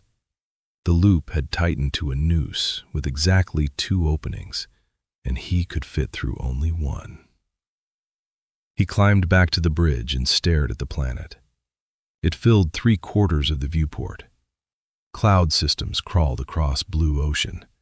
A mountain range caught sunlight along a western coast, its shadow stretching across green lowlands. The Terminator line crept toward him, sharp as a blade. The 4 days he'd recalculated at this console, 4, not 6, the number he'd spoken aloud to the empty bridge and made himself believe, were nearly spent. Drift and corruption and the planet's steady pull had eaten most of what remained. Hours now, not days. The entry window and the revival window had converged into a single closing door, and he was standing in the frame. Evelyn's cryogenic stability line was close enough to the threshold that the backup tap's display couldn't resolve the difference. He said, "Come on," to the console, to the numbers, to the closed loop. His voice was flat. The well was dry. Broken things kill you up here, so you learn to fix them. The lesson had carried him through a childhood above a dying world, through a career built on the principle that the broken thing could always be reached. Halden had put the lesson in him the way you pour a foundation, first, before anything else. But this wasn't a coupling worked loose by vibration. The thing breaking now was not a system, and no tool he owned could mend it. It was trust, cracked open in a narrow room with a porthole on the void, sealed shut when he walked through the door. The thermal override failed again. He went back, reset it. 5 minutes this time. The interval was contracting toward a point where the override wouldn't hold long enough to walk back to the console before it needed resetting again. Silas sat down on the deck beside Evelyn's pod and leaned his head against the alcove wall. Her pod managed a pulse. The sound was so thin it seemed to come from somewhere farther away than the machine beside him, as though the mechanism were calling from the far end of a corridor it could no longer walk back down. The condensation on the viewport was barely there, a faint smear that might have been breath, or might have been the ghost of breath. He did not close his eyes. He stared at the dark corridor stretching away from him, at the place where the emergency strips had gone dead because he'd killed them looking for slack that didn't exist. And he let the question come. She'd stood in that narrow room and told him the mission was wrong. Not the engineering, the premise. She'd asked whether their species had the right to carry its poison to a clean world. And when he'd walked out, he'd sealed a different kind of bulkhead, invisible, between himself and the only person who'd ever asked him to sit with something he couldn't fix. Could he stake the descent and the vault and every frozen life in it on a woman who had questioned whether any of it deserved to exist? The fear said no. The fear had been saying no since the narrow room with the porthole, since her hand had curled closed around nothing, and he'd chosen the corridor because corridors were clean and doubt was not. But the evidence said something else. It surfaced not as argument but as sensory fact, the way the coupling click had surfaced in his hands before he knew the word for it. Fragments, sharp and sequential, each one landing with the weight of something he'd been carrying without looking at. Her voice in the training bay, cutting through a room full of people solving the wrong problem. The sensor isn't miscalibrated. The upstream valve is partially closed. She had corrected them all, and then she'd crouched beside him while he secured a cable that didn't matter and asked the question nobody else would ask. Not as attack, as need. Lena's tired eyes in the corridor outside Halden's office. She asks questions nobody else will ask, and then works twice as hard as anyone to solve them anyway. The way Lena had said it, her voice soft and certain, the kind of certainty that comes from watching someone up close for years. Lena grieves. Evelyn questions. Neither one of them would ever pick up a weapon. Her hand in his, calluses pressing into his palm, running blind through 10 meters of black smoke in a corridor that was trying to kill them both. She'd chosen the ship. She'd chosen it after the fracture, after the door, after his hand had pulled free of hers. You came for me, and meant something larger than the words. She'd pocketed a data chip and run, her arm around Lena in the lab while the station burned. You are not them. You walked in those rooms because your grief is real. What they did with it is not yours. Drawing the line between grief and violence in the moment it mattered, with smoke in the corridor and detonations shaking the deck. Not theory, practice. You deserve to survive this. Sending Lena to the ship, sending her toward survival while still carrying every unanswered question. Because the questions and the killing were not the same act, and she would not let anyone confuse them. The door in the narrow room, his hand on the latch, her hand sliding from his wrist to his palm and holding it. Stay. All challenge burned out, leaving only bare need. And he had opened the door because her doubt felt like a blade aimed at his one foundation, and the fear of sitting with what he couldn't fix was louder than everything she'd said, her fingers curling closed on nothing. That was his. The fracture was his act, not hers. She had asked him to stay, and he had chosen the door. And everything after, the wall of distrust, the poisoned question of whether her doubt made her complicit, had been built on his fear, not her betrayal. She had questioned the mission's right to exist, and then she had fought to protect it, not because she stopped doubting, because doubt and destruction are different acts, and she had always known the difference, even when he couldn't see it. Her doubt had felt like a threat to the only structure he understood, the fixer's certainty that the broken thing must be reached and mended without asking what it was for. And so he had made her question into their question, the saboteur's question, the theology of people who loaded a canister and called it mercy. But she was never them. She never was. Lena's tired eyes saying it. Halden's steady voice confirming it. Her own hands proving it, gripping his in the dark, sending Lena toward the ship, choosing to run through fire for a mission she still doubted, because the people on the other end of those frozen lives deserved the chance to answer the question for themselves. The wall fell. Not with a sound, not with relief. It fell the way a bulkhead gives when the structural members behind it have been eaten to nothing and there is simply not enough left to hold the shape. Quietly. Completely. The distrust he had carried since the narrow room, the suspicion that her doubt made her dangerous, the terror that trusting her meant trusting the question he could not answer, all of it went, and what remained was not certainty, but something harder and more honest. She had never been the threat. The threat had been his inability to sit in a room with someone who asked questions he couldn't fix. Silas's scarred knuckle pressed white against the pod housing. He was already standing. He did not remember getting up. His knee simply hurt. A clean, honest hurt. The kind a body earns by using itself past the point of reasonable use. He walked to the backup tap and read the numbers. The cryogenic stability line had touched the threshold. Not crossed, touched. The display's resolution couldn't tell him whether she was above or below. Spend the next hours on the flight systems, wrestle the two unreliable pathways into service, and by the time he finished, the line would have crossed. Her window would be sealed. He would land the ship alone or die alone. And either way, the woman behind the viewport would never open her eyes. Or he could revive her now.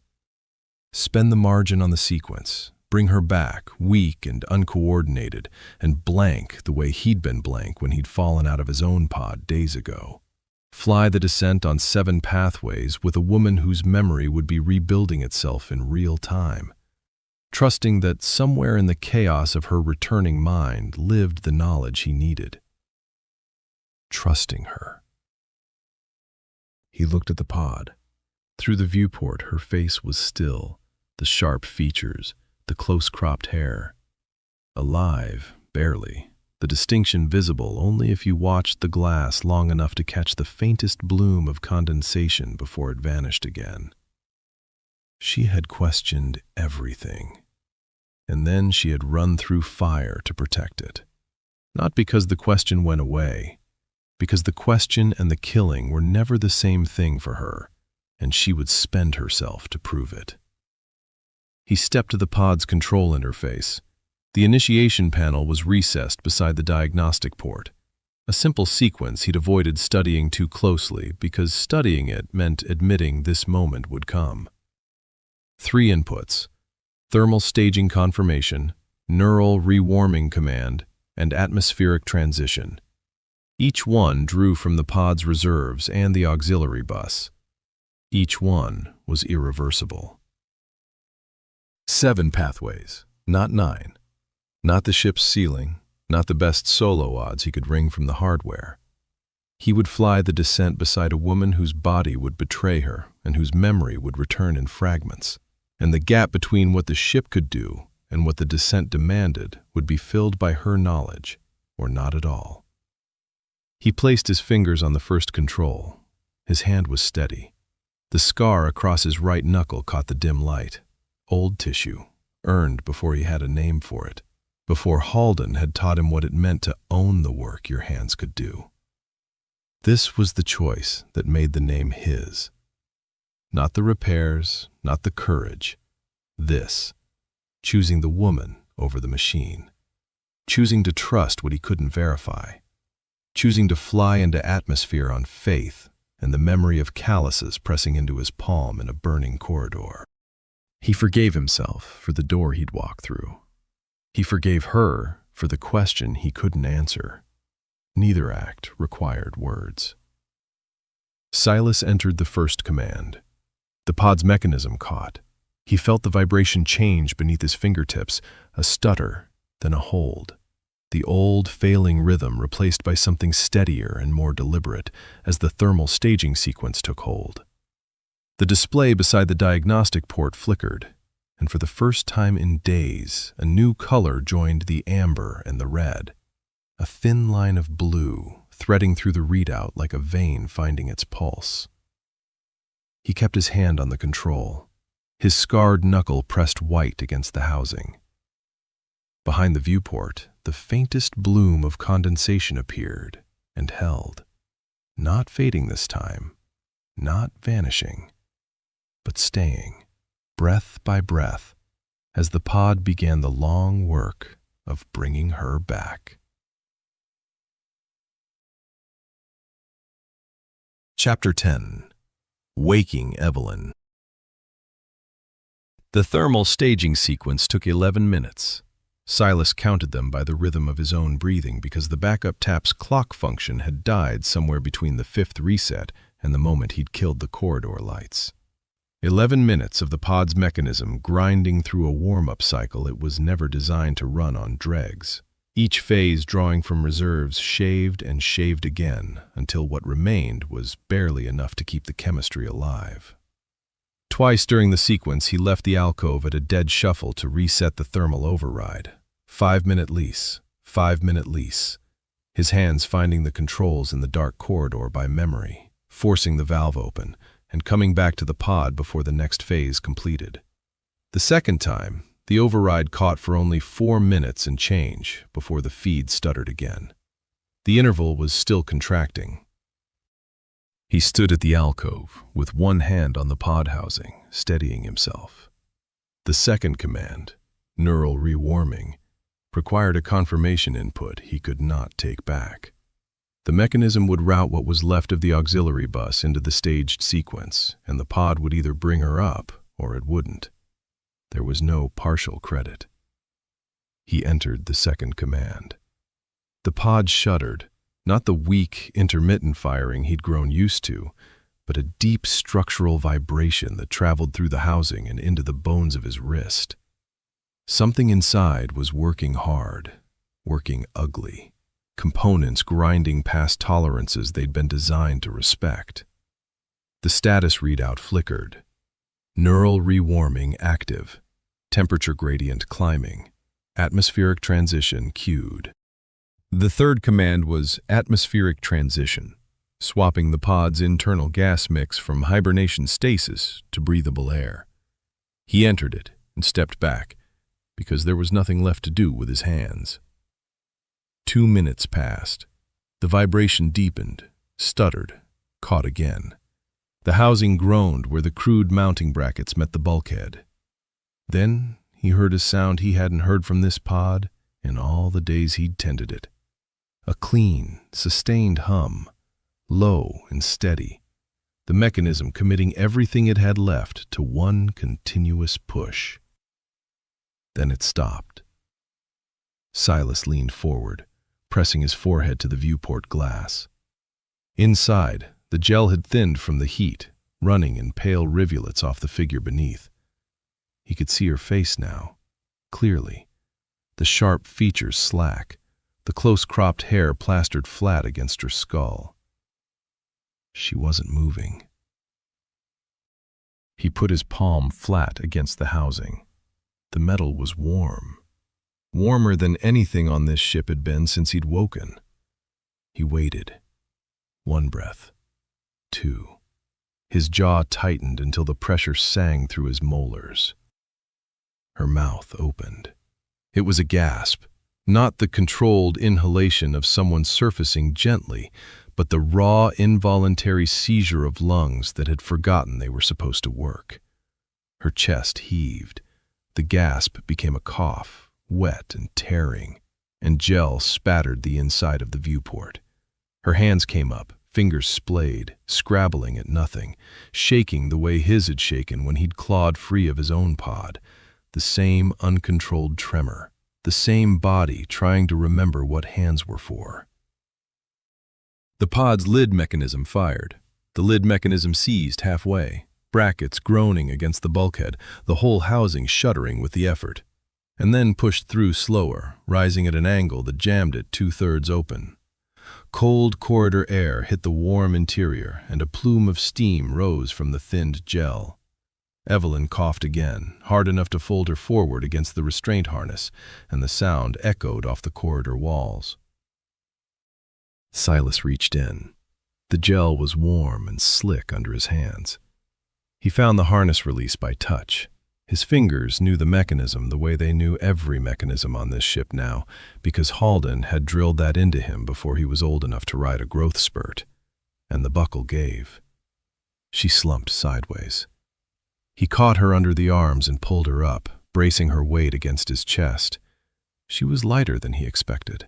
Not light, slight, compact, but wasted by the long sleep, the same way he'd been wasted. Her head lolled against his shoulder. Her eyes opened, not focusing.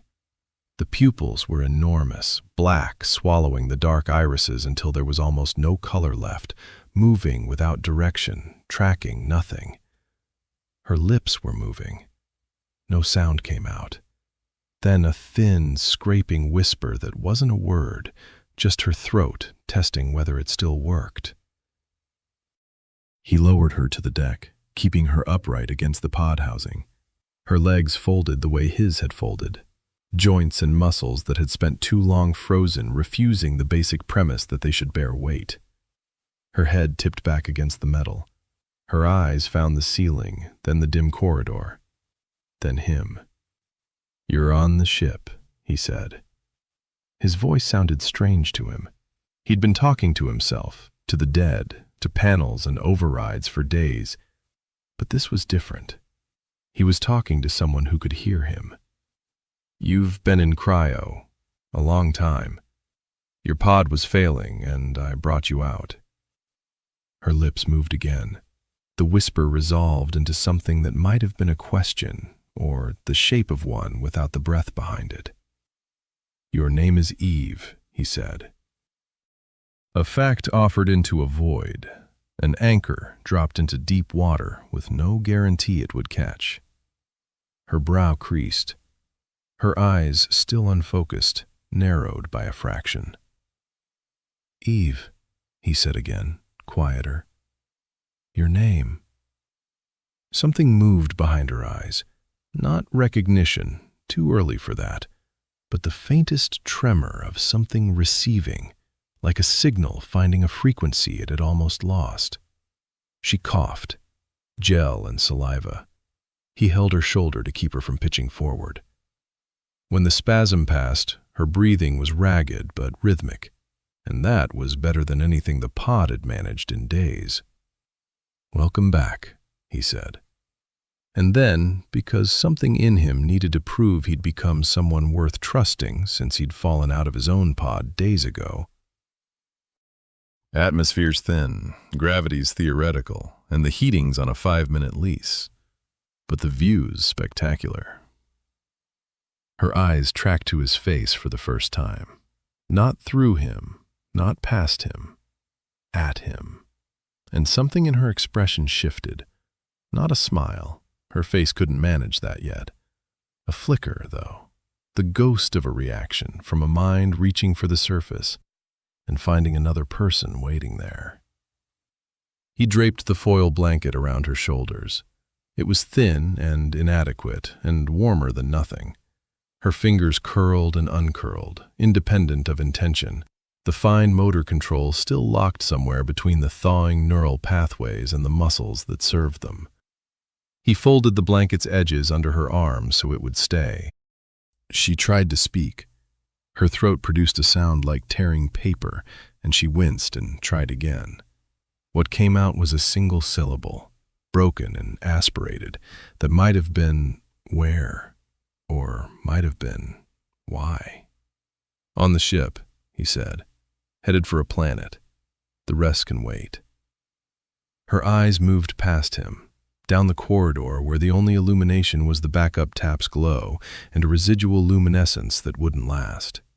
Then lower, toward the deck, toward the section of plating 12 steps down the corridor where the recessed hatch sat above the payload bay. She couldn't have known what was beneath it. Not yet. But something old and unhealed flickered across her face, quick as a fault line shifting, and was gone. Then back to him. Then, slowly, with careful deliberation, toward the cryo bay. She couldn't see the pods from here, but she could see the hatch, half open, and the red pulse of the alarm light beyond it. She stared at it. Her breathing changed. Faster, shallower. 6, he said. 6 didn't make it. Something in the ship's systems got them before they could wake. You and I survived because ours were installed late. That's the whole of it. The others are still in their pods. Her jaw locked. Her throat worked around a sound that didn't come. She had no memories yet, no names to attach to the dead, no context for the grief flooding through a nervous system too raw to filter it. But the grief came anyway, ahead of the reasons, the way pain arrives before the understanding of what caused it.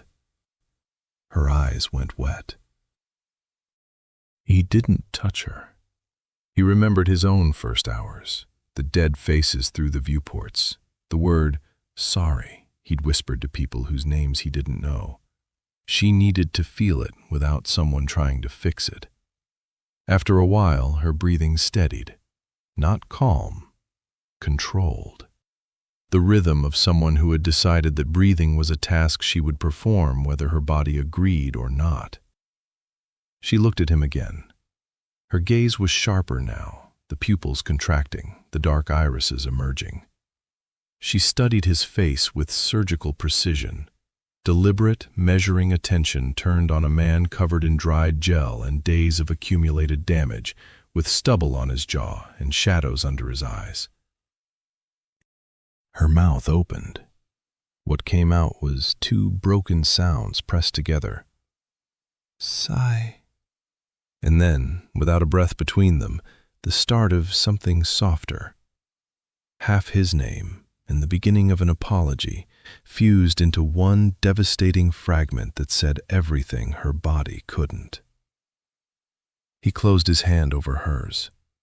Her fingers were cold and trembling and couldn't return the grip, but they stilled under his palm. He held them there, gently, the way you'd hold something that had traveled a very long distance to arrive. The forgiveness was in the gesture, real, unforced, carried through his palm into hers, even though the words for it didn't exist yet, and might never need to. Not now, he said. We fly first. She looked at his hand on hers, then at him. Whatever lived behind her eyes in that moment, whatever fragment of the woman who'd asked him to stay in a narrow room with a porthole on the void, who'd wept on a corridor floor with her arm around Lena, who'd grabbed a data chip and run through smoke and said, "See you on the other side." It was enough. She nodded, a single dip of her chin that cost her visible effort. He stood, pulling her up with him. She couldn't support her own weight. He braced her against his side, her arm across his shoulders, and they moved the length of the corridor to the bridge in a shuffling, uneven procession. His knee ground with every step, her legs dragged more than walked. Twice she stumbled, and he held her up, and she made a sound through her teeth that he recognized. Frustration, not pain. The bridge was cold. The planet filled the viewport, enormous now, close enough that individual cloud formations cast visible shadows on the ocean below them. Sunlight caught a mountain range along a coast he could almost reach out and touch. He lowered her into the right-hand seat. She sank into it, the foil blanket bunching around her shoulders, and stared at the world ahead. The attitude control console beside her was dark, except for a handful of indicators. She couldn't operate it yet, but she wouldn't need to. Not until her hands stopped shaking. "How long?" she said. 2 words, each one cost her. "Since you went under? I don't know exactly. A long time. Since I woke up, closer to 4 days, maybe more. He dropped into the left seat, his seat, the one his body had learned across 4 days of reading trajectory lines and tracing corruption, and pulled up the navigation display. The trajectory line was a steep curve descending toward the sphere. Entry window's almost gone. Hours, not days. Her eyes moved to the display. He watched them track the trajectory line, the braking curve, the cluster of red indicators where dead channels used to carry data. Her mind was doing what his had done, reaching for knowledge it hadn't rebuilt yet, grasping, losing it, reaching again. 7, she said, staring at the pathway display. 7 of 14. 5 are dead. 2 unreliable, but I couldn't stabilize them without killing your pod. So 7. She absorbed that. Her hands lay in her lap, still trembling.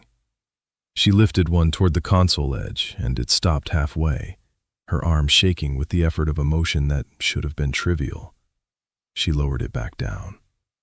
Can't, she said. The word was flat, clinical, a diagnosis delivered by the patient. I know. I couldn't either. Not for days. We don't have days. No. She closed her eyes. Her lips were moving, counting or reciting or testing the architecture of her returning mind, the way you'd test a bridge by stepping on it before committing your weight. When she opened her eyes, they were clearer.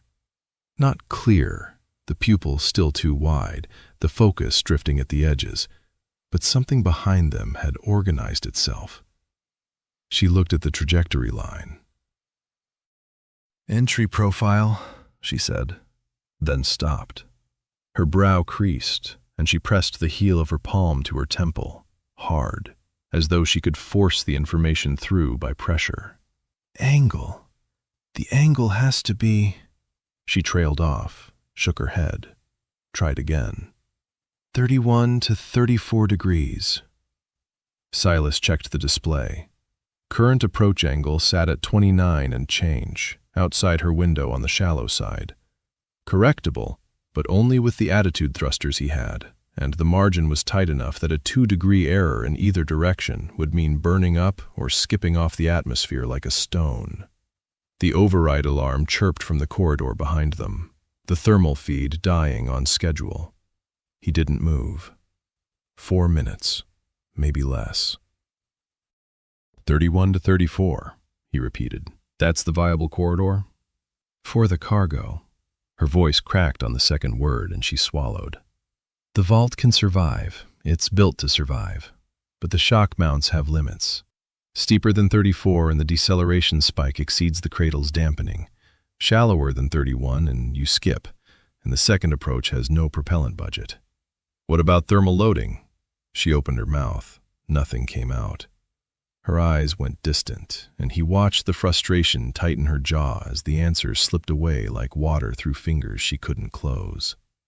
I had it, she whispered. It was just... It'll come back. It comes back in layers. The trajectory line on the display ticked. Not much. A fraction of a degree of drift, the starboard wander reasserting itself without attitude correction. He noted it, filed it, kept his eyes on her. She looked at him, something in the way he said it, the certainty of someone who'd lived the same process, landed. She nodded, slower this time, less acknowledgement of a fact and more acceptance of a condition she'd have to work within. The corruption, she said, in the life support layer, it was... Her hand came up to her temple again. I studied the life support architecture before we launched, the pattern, the way it would spread. Her eyes widened slightly. Is it in navigation? It ate the automated landing sequence down to null fields, stripped the core. I got the hardware back online from the aft section, but the software's gone. Her mouth worked around something, then... The corruption has a handshake signature, a recognition pattern. If you can identify it in the data stream, you can... She stopped. Her eyes lost focus. The sentence dissolved. He waited. The approach angle indicator had crept down another 1/10 of a degree, 28.9 now, drifting further from her window. He needed to correct it, but he needed her answer more. The ship groaned around them, the structural note deeper than yesterday, the whistle above the viewport now a low, sustained pressure he felt in his chest more than heard. "Route around it," she finished 10 seconds later. The words came out in a rush, as though she'd chased the thought through a dark corridor and caught it at the last turn. You can't kill it, but you can flag its signature and route clean commands around the infected nodes. It won't give you more pathways, but it'll keep the 7 you have from degrading further during descent. That was worth more than 2 extra pathways. If the corruption ate another channel during entry, 7 became 6, and 6 was the number where even her knowledge couldn't compensate for the missing control authority. "Can you walk me through identifying the signature?" The override alarm chirped again. He'd lost count of the minutes. He held up one finger to Evelyn, crossed to the corridor in 4 strides, forced the valve open in the dark by feel alone, and was back in his seat in under 40 seconds. The interval was contracting. Soon there wouldn't be time to leave and come back. "I think so, when it comes back to me." She leaned her head against the seat back. The foil blanket had slipped off one shoulder. He reached across and tugged it into place. Her eyes tracked the motion. "You've been doing that," she said quietly. "Taking care of me while I was under." Somebody had to keep the heating on. She started his name again. The second half wouldn't come, or she chose not to push it. "Thank you." He turned back to the navigation console. Entry in hours, 7 pathways. A woman beside him whose mind held the answers he needed in fragments that surfaced and vanished like breath on cold glass. He began adjusting the approach angle, 2 degrees to port, correcting drift that had stolen another 1/10 of a degree while they talked, the planet's gravity patient and relentless and utterly indifferent to the conversation happening inside a failing ship. The thrusters answered sluggishly, each command arriving with a half-second delay that would matter enormously when the atmosphere started pushing back. "Eve," he said her name without looking over. "I need you to stay with me through this. Whatever comes back, whatever doesn't. Just stay with me." She didn't answer for a long moment. When she did, her voice was thin, frayed at the edges, but underneath it ran something he recognized. The same deliberate cadence from the training bay, the same quiet authority she'd used to correct a room full of people who were solving the wrong problem. "I'm here," she said. "Tell me what you need." The planet filled the glass, the ship descended, and for the first time in 4 days, Silas was not alone. Chapter 11. The Descent. The override alarm had sounded 3 minutes ago. Silas had not moved from the seat. He had done the math one final time as the planet's upper atmosphere began to thicken on the forward sensors. The interval was under 4 minutes now, and the round trip to the valve and back took longer than that. The interval had contracted past the last margin during entry prep. A sprint that used to leave him winded in the seat with seconds to spare would no longer get him back in time. The next reset would have nothing left at all. So he let it go. The thermal feed would close and stay closed. The bay behind them would lose its heat, and the cold would creep forward through the corridor. And none of it would matter if he left the controls during entry. The atmosphere found them before they were ready. A faint shudder ran through the hull, different from the structural groaning Silas had lived with for 4 days. This was a whisper, a hand brushing the belly of the ship from outside. The approach angle indicator read 30.9 degrees, just below the safe corridor ceiling. He had fired 2 degrees of correction before the shudder, and the thrusters had given him most of it. Not all. "Signature first," Evelyn said. Her voice was stronger than an hour ago, though strength was relative. She had spent the time since his last override reset trying to walk him through the corruption's handshake pattern, her knowledge arriving in half-formed pieces separated by long silences where her returning mind lost what it had just found. He had learned to act on fragments, a partial signature, a node address she couldn't finish, a routing command he completed from days of tracing the same architecture she was describing from memory. They had flagged 6 infected nodes and routed clean command authority around them. The 7 surviving pathways held. If we lose one during entry, you won't have time to reroute. We won't lose one. Silas. The full name this time, precise. If we drop to 6, pull the nose up hard and hold it. Don't try to correct laterally. You won't have the authority and you'll tumble. He filed it. His hands rested on the attitude control interface, fingers loose, the half-second thruster delay already mapped into his muscle memory. The planet filled the viewport from edge to edge, no longer a destination, a wall. The second shutter hit harder. The whistle above the viewport became a roar as the first real friction bit. Temperature readings along the forward hull spiked. The trajectory line on the navigation display began to oscillate. 31.4, Evelyn said. Hold. He held. The thrusters answered with their half-beat delay and the ship steadied. The roar outside built into something continuous. Through the viewport, the black of space was gone. In its place, a pale orange glow crept along the edges of the glass, the atmosphere compressing and igniting against the forward hull. Thermal spike in 12 seconds. The cargo mounts flex at sustained loads above. She stopped. Silas kept his eyes on the angle indicator. 31.3.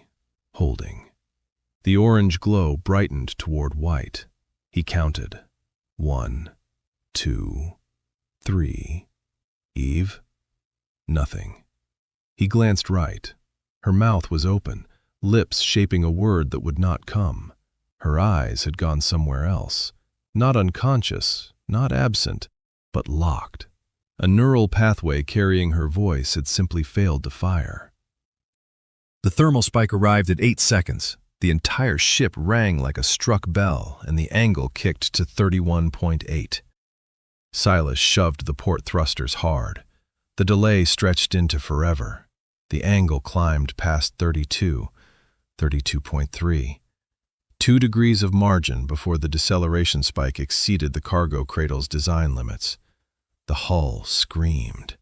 Fragments of thermal shielding tore past the viewport in burning streaks. 31.6, Evelyn said, her voice arriving like a door slamming open. 31.6 and hold. Don't overcorrect.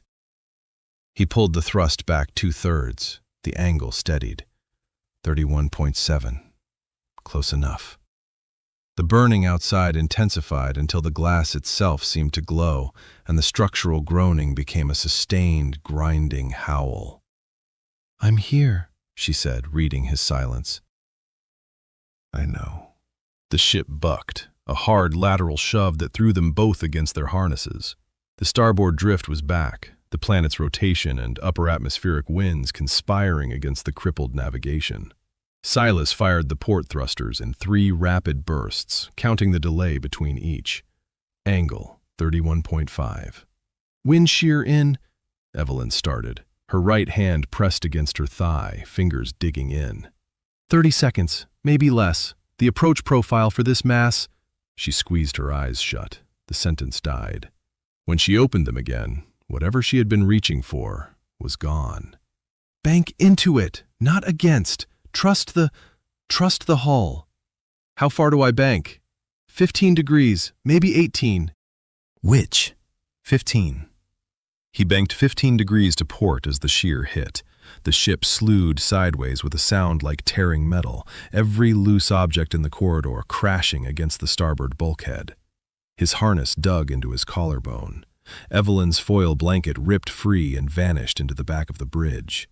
The lateral force built, and his arms burned, holding the bank angle steady against thrusters that wanted to overcorrect.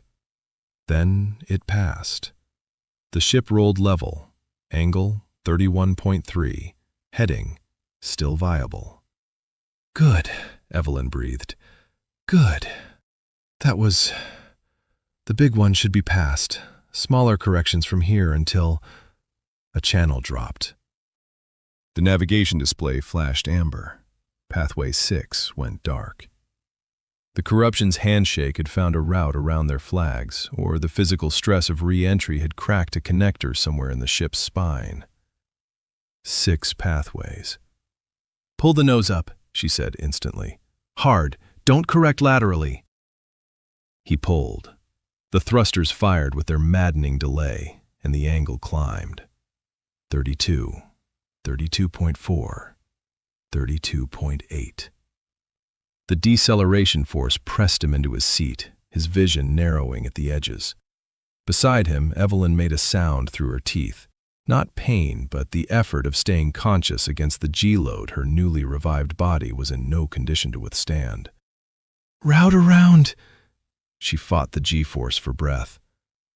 Split its 3 and 4. Heaviest share. The rest... The sentence broke apart. Her jaw clenched. 90 seconds. His left hand found the navigation console. The display blurred under the deceleration, but his fingers knew the routing interface from days of tracing corruption paths.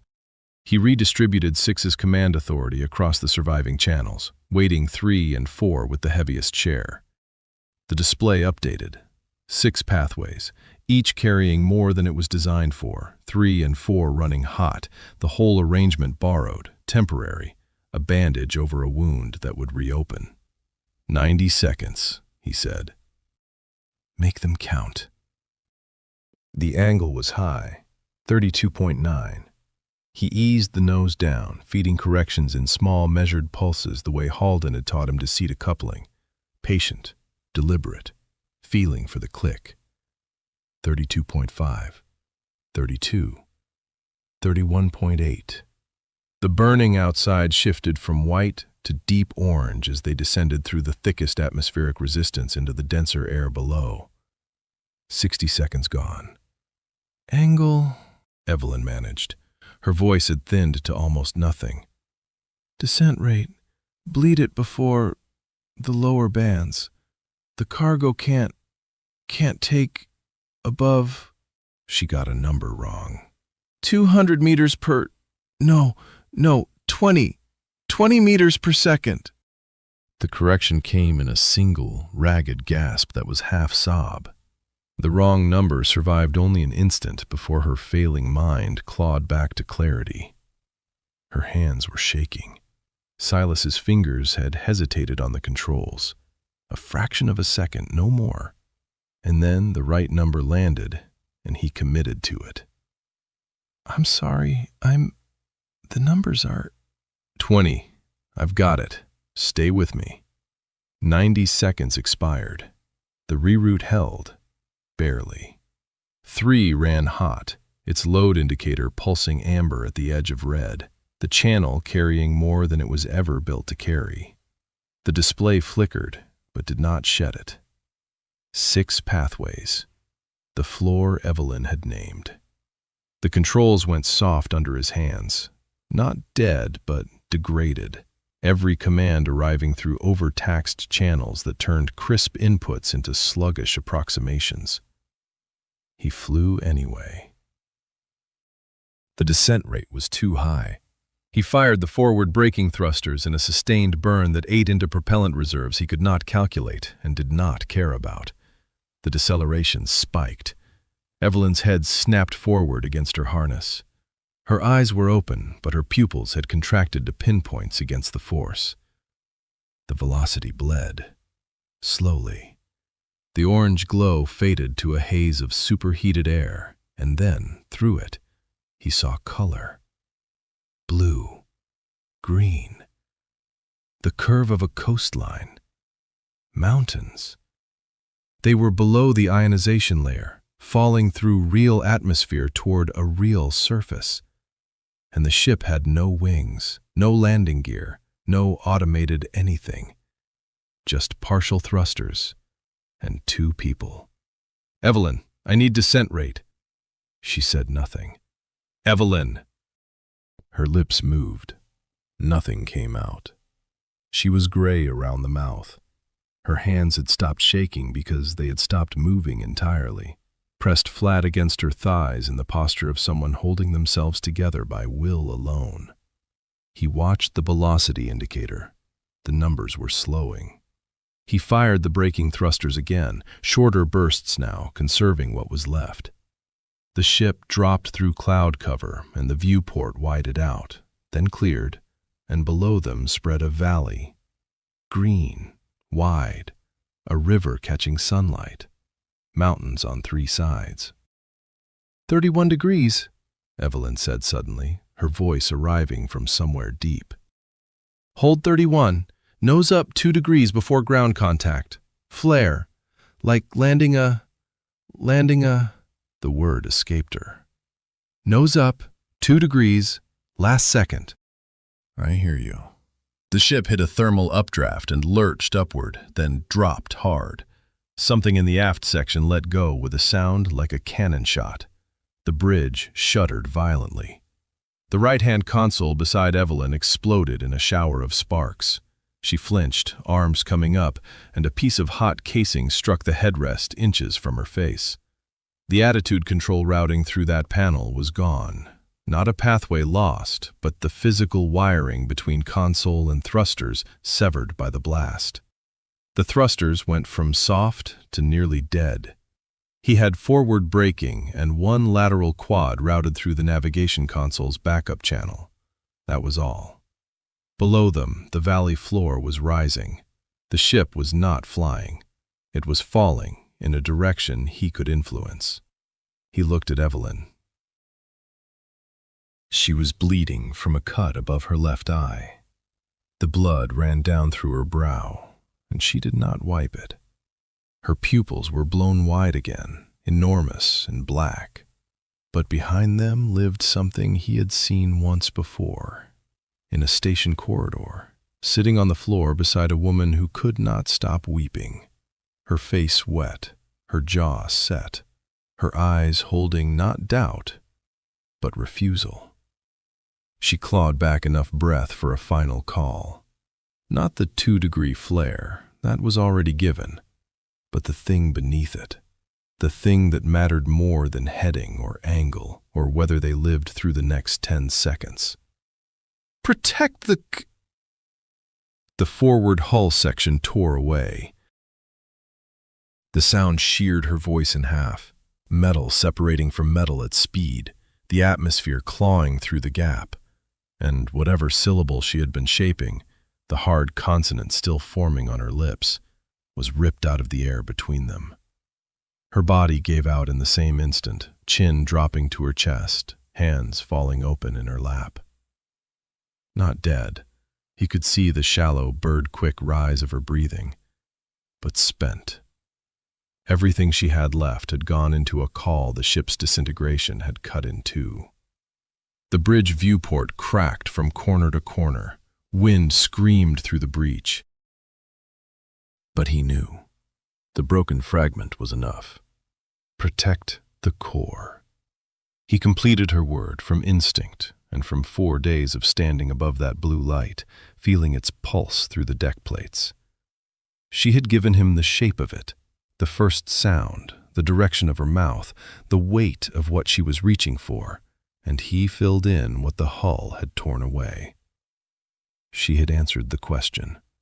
The one she had asked him in the training bay, the one she had asked him in the narrow room with the porthole, the one that had fractured them. Do we have the right? She had answered it not with her hands, but with the last command her failing body could give. Silas pulled the nose up. 2 degrees. Not the gentle flare she had described, but a hard, desperate heave against controls that barely responded. The braking thrusters fired their last sustained burst. He had 2 choices. He could angle the nose down and brake harder, buy himself and Evelyn a fraction more deceleration, a fraction more margin against the valley floor. Or he could sacrifice that braking angle and put the belly toward the ground, presenting the reinforced payload bay floor, where the embryo core sat in its overbuilt cradle, as the primary impact surface, letting the dampeners do what they were built to do. He chose the belly. He chose her last command over his own survival margin. The ship would hit belly first. The core, built to survive anything, sealed in its own power and its own shell, would take the blow through dampeners designed for exactly this. Everything he had learned in 4 days went into the last 3 seconds. The valley floor came up through the cracked viewport, green and brown and terribly close. He braced his arms against the console and locked his elbows. Beside him, Evelyn was slumped in her harness, chin on her chest, blood on her face, hands loose in her lap. The ship hit the ridge. The impact was a sequence, a progression of destruction that lasted 4 seconds and felt like 4 hours. The belly struck first, and the sound was geological, a tearing of earth and metal that traveled up through the deck and through his locked arms and through his spine.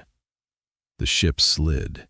It carved a trench through rock and soil, throwing debris in a plume visible through the shattered viewport.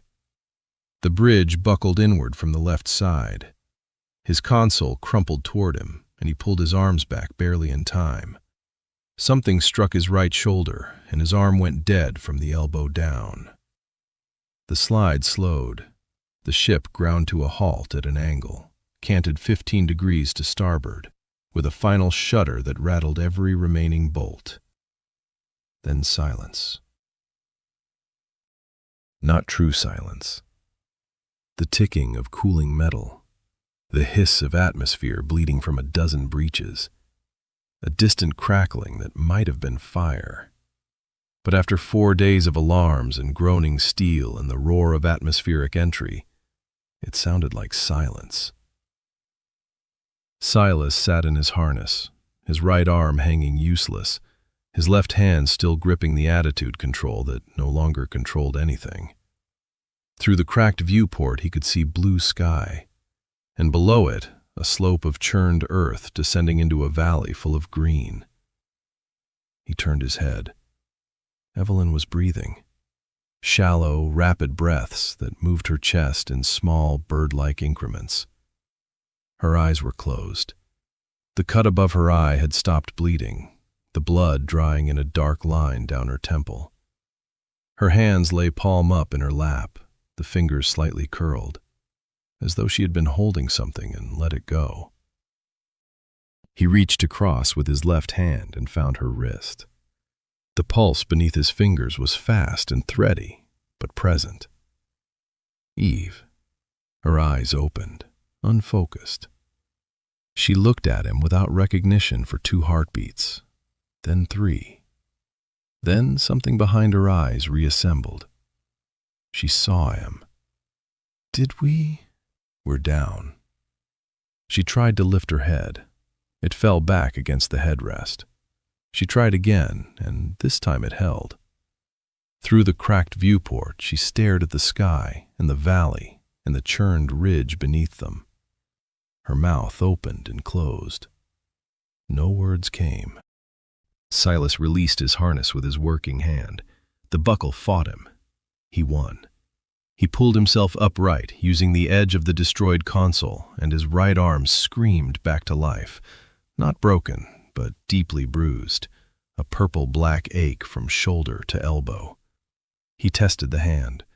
The fingers closed. Good enough. He released Evelyn's harness. She slumped forward, and he caught her, pulling her against his chest the way he had pulled her from the pod. She weighed nothing. She weighed everything. The corridor behind the bridge was unrecognizable. Ceiling panels hung at angles. Conduit had burst from the walls. The deck was buckled into ridges that caught his feet. He carried her through it, stepping over debris, ducking under a structural beam that had punched through from the deck above. The cryo bay hatch was jammed. He set Evelyn down against the corridor wall, braced his shoulder against the hatch, and shoved. Something ground and gave. The hatch opened 18 inches, enough to see inside. Beyond it, the cryo bay was destroyed. Every pod had torn from its mountings. His own lay on its side near the port side wall, lid still open, empty. The 6 sealed coffins of the original crew lay scattered across the buckled deck, their housings split, their viewports dark. He did not look closely. He pulled the hatch closed again. 12 steps back the way he'd come, where the corridor widened slightly, the deck hatch to the payload bay was buried under a collapsed ceiling section. He hauled debris aside with his left hand, his right contributing what it could. The hatch plate was warped, but the hidden hinge still functioned. He wrenched it open. Below, in the amber emergency light that still somehow burned, the embryo core sat in its cradle. The shock-absorbing struts had done their work. 2 were bent, 1 cracked at the base, but the independent dampeners at every junction had absorbed the load, and the cradle had held. The composite shell was unmarked. The faint hum of independent thermal regulation vibrated through the ladder rungs as Silas descended. He put his palm against the shell. Living cold. The same deep pulse he had felt days ago, standing here barefoot, not knowing what he was touching. He climbed back up. The vault was too large to move, 2 meters tall, 3 meters long, still seated in its cradle. But it didn't need to move. The cradle had held. The shell was unmarked. The blue light pulsed steady in the dark below. Whatever came next, the vault would be accessed from outside. The hull had split in 3 places. One of those breaches would open a path to the bay. He closed the hatch over it, warped plate settling crooked but covering the opening. Still alive, still waiting. He found Evelyn where he had left her, eyes open, watching smoke curl along the ceiling. "Core's intact," he said, "still in its cradle, shells unmarked. The hull's split open. We can reach it from outside when we're ready." Something moved across her face. Not relief. Something older and more complicated. The look of someone who had staked everything on a wager she was not sure she had the right to make. And won. The way out was aft. The sealed bulkhead he had opened and closed in the dark, suited against vacuum, was now a twisted frame open to daylight. Through it, a sky so blue it hurt to look at. The air coming through the gap was warm. It smelled of crushed vegetation and wet soil, and something clean and alive, something no recycler had ever produced. He went back for Evelyn. She was trying to stand, one hand braced against the wall, legs shaking. He ducked under her arm and took her weight. "Can you walk?" "I can try." He almost laughed. It came out as a sound closer to a cough, but it was the right shape. She heard it, and the corner of her mouth moved. He stopped at the deck hatch. Beneath it, the vault sat in its cradle in the dark, the blue status light pulsing through the gap where the warped plate didn't fully seat. Still there. Still holding. They went through the broken bulkhead together, stepping over twisted metal into open air. The ridge the ship had carved stretched behind them in a raw wound of earth and stone. The ship lay along it like a gutted animal, its hull split in 3 major sections, smoke rising from the aft segment.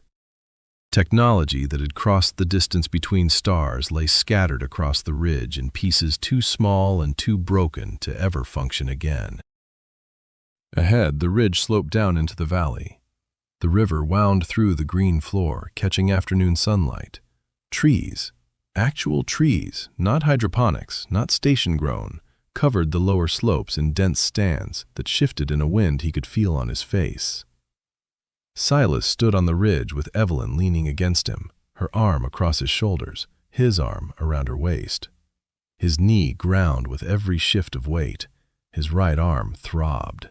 His hands were scraped raw from hauling debris. Behind them, the ship ticked and cooled and died. Below them, something moved in the tree line at the valley's edge. Chapter 12. The Name. The figures moved at the edge of the trees. Silas had spotted them seconds ago, the shift in the green that was too deliberate, too heavy for wind. Now 3 shapes separated from the shadow of the canopy and stood at the boundary where forest gave way to open slope. 2 adults and something smaller between them. Upright, broad across the chest and shoulders, with thick limbs and heavy brows that caught the late sun. They stood the way people stand when deciding whether to run or wait. Not crouching, not fleeing, watching. They were not human. Almost. Close enough that his breath stopped and his damaged right hand curled against his side. Their proportions were wrong.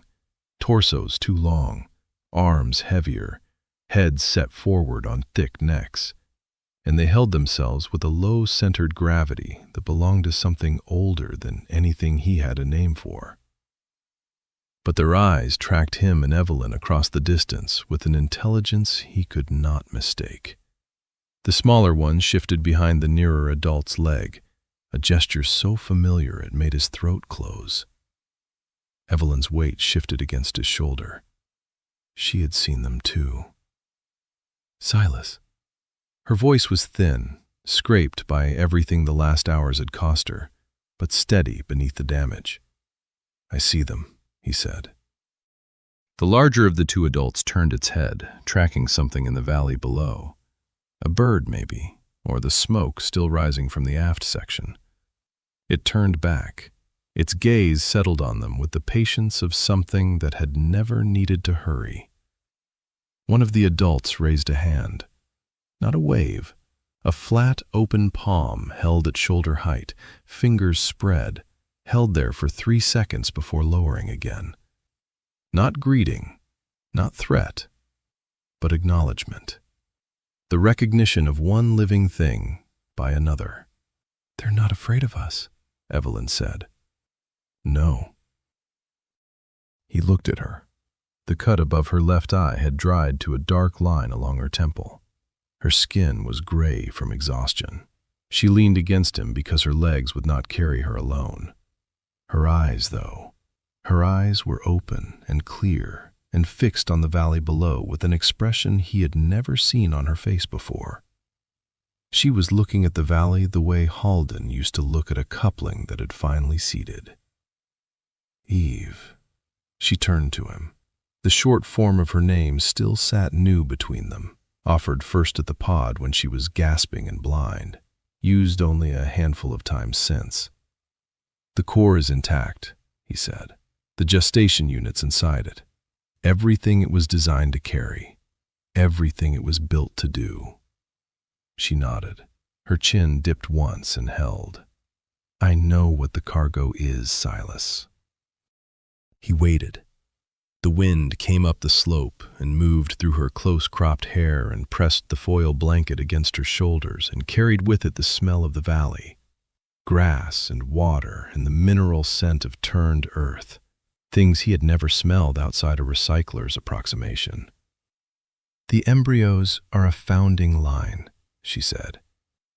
Her voice caught on a rough edge of returning memory, and she paused, eyes narrowing as she chased something through the corridors of a mind still rebuilding itself, room by room. The core can bring them to term, slow, a few at a time. She looked at the valley, then back at him. We'd tend each one ourselves. She stopped. Below, the smaller figure stepped out from behind the adult's leg and stood in the open, head tilted, watching the smoke. They're already here, Silas said. Whatever lives in this valley, they're already what they are. Yes. And we're going to add to that. Evelyn was quiet for a long time. The river threw light across the valley floor in shifting lines. The trees moved. I asked you once, she said, whether we ever learned how not to ruin the next one. I remember, he said. I didn't have an answer then. I still don't. She turned her head and looked at the hominids below, at the valley, at the mountains standing on three sides like walls built by something patient enough to wait for what came next. But I know what Lena would say. She'd say we carry the rot with the brilliance, that planting us here doesn't cleanse anything, that whatever we were, we bring it. Her breathing changed, not the fragile rhythm of her revival, but something deeper, something she was controlling the way a pilot controls a descent, choosing each breath. Lena would be right, Evelyn said. We do bring it. All of it. She paused. The wind pressed against them, and the ship behind them ticked as it cooled. But the asking was never the same as the stopping, Silas. I spent years not understanding the difference. Lena spent years grieving it. And the people who loaded that canister, they couldn't tell the difference at all. He felt her straighten against him. Not much. A degree, maybe 2. The angle of someone shifting weight from leaning to standing, even if her legs weren't ready to hold. The core survived because you chose it, she said. Because when I couldn't finish the word, you finished it for me. And because a man who taught you to fix things believed you were the right one to fix them. Her voice thinned on the last syllable, and she let it go without chasing it. So we begin. With what we are, with what we carry, and maybe the ones who come after us do better. He looked at the wreck behind them. The ship that had crossed the distance between stars lay broken across the ridge, its hull peeled back, its systems scattered in fragments too ruined to ever function again. Everything they had brought with them, the navigation core, the thermal feeds, the recyclers, the bridge with its cracked viewport and dead consoles, was wreckage now. Stone Age wreckage on a ridge above a valley where something older than memory already lived and breathed and watched. What survived was beneath them. The vault in its cradle, pulsing steady in the dark below warped deck plates. And the two of them standing above it, battered past reason, held upright by stubbornness, and each other. Halden would have liked this valley, Silas said. His voice surprised him, rougher than he expected, carrying more than the words themselves. He'd have walked the whole thing before dark, checked the soil, found something that needed fixing. Evelyn made a sound, not a laugh, something quieter, the ghost of one, carried on an exhale. He'd have started with the ridge, cleared a flat spot, told us to build something. And then he'd have sat down and told us we'd done it wrong. This time it was almost a laugh. Almost. The shape of one, even if neither of them had the reserves to fill it out. Below, the three hominids moved along the tree line in an unhurried file, the smaller one glancing back once before disappearing into the green. Life continuing, uninterrupted by the wound the ship had carved into the ridge above it. Silas turned to Evelyn. The mission files, the ones you could read before. He paused, finding the question that had sat beneath every other question since the planet first filled his viewport. The scientists who chose this world, who mapped it and calculated the crossing and loaded the core, they gave it a designation. Evelyn looked at him. Her eyes were dark and wet and utterly clear. What did they call it? The wind came up the slope, carrying the valley with it. The warm green of it, the water, the living weight of a world that had never been touched by the species about to take root in its soil. Behind them, the ship's metal ticked once more and went silent. The afternoon light fell across the ridge and the valley and the river and the mountains and the woman who had doubted the right to any of this and chosen it anyway. She held his gaze and slowly answered, Earth. Thank you for listening to The Seed by Ethan Drake, produced by Blue Coast Studio. Blue Coast Studio brings you new full-length audiobooks every week, so subscribe and tap the notification bell and stay tuned for more stories to come. This audiobook is protected by copyright, all rights reserved. Until next time, happy listening.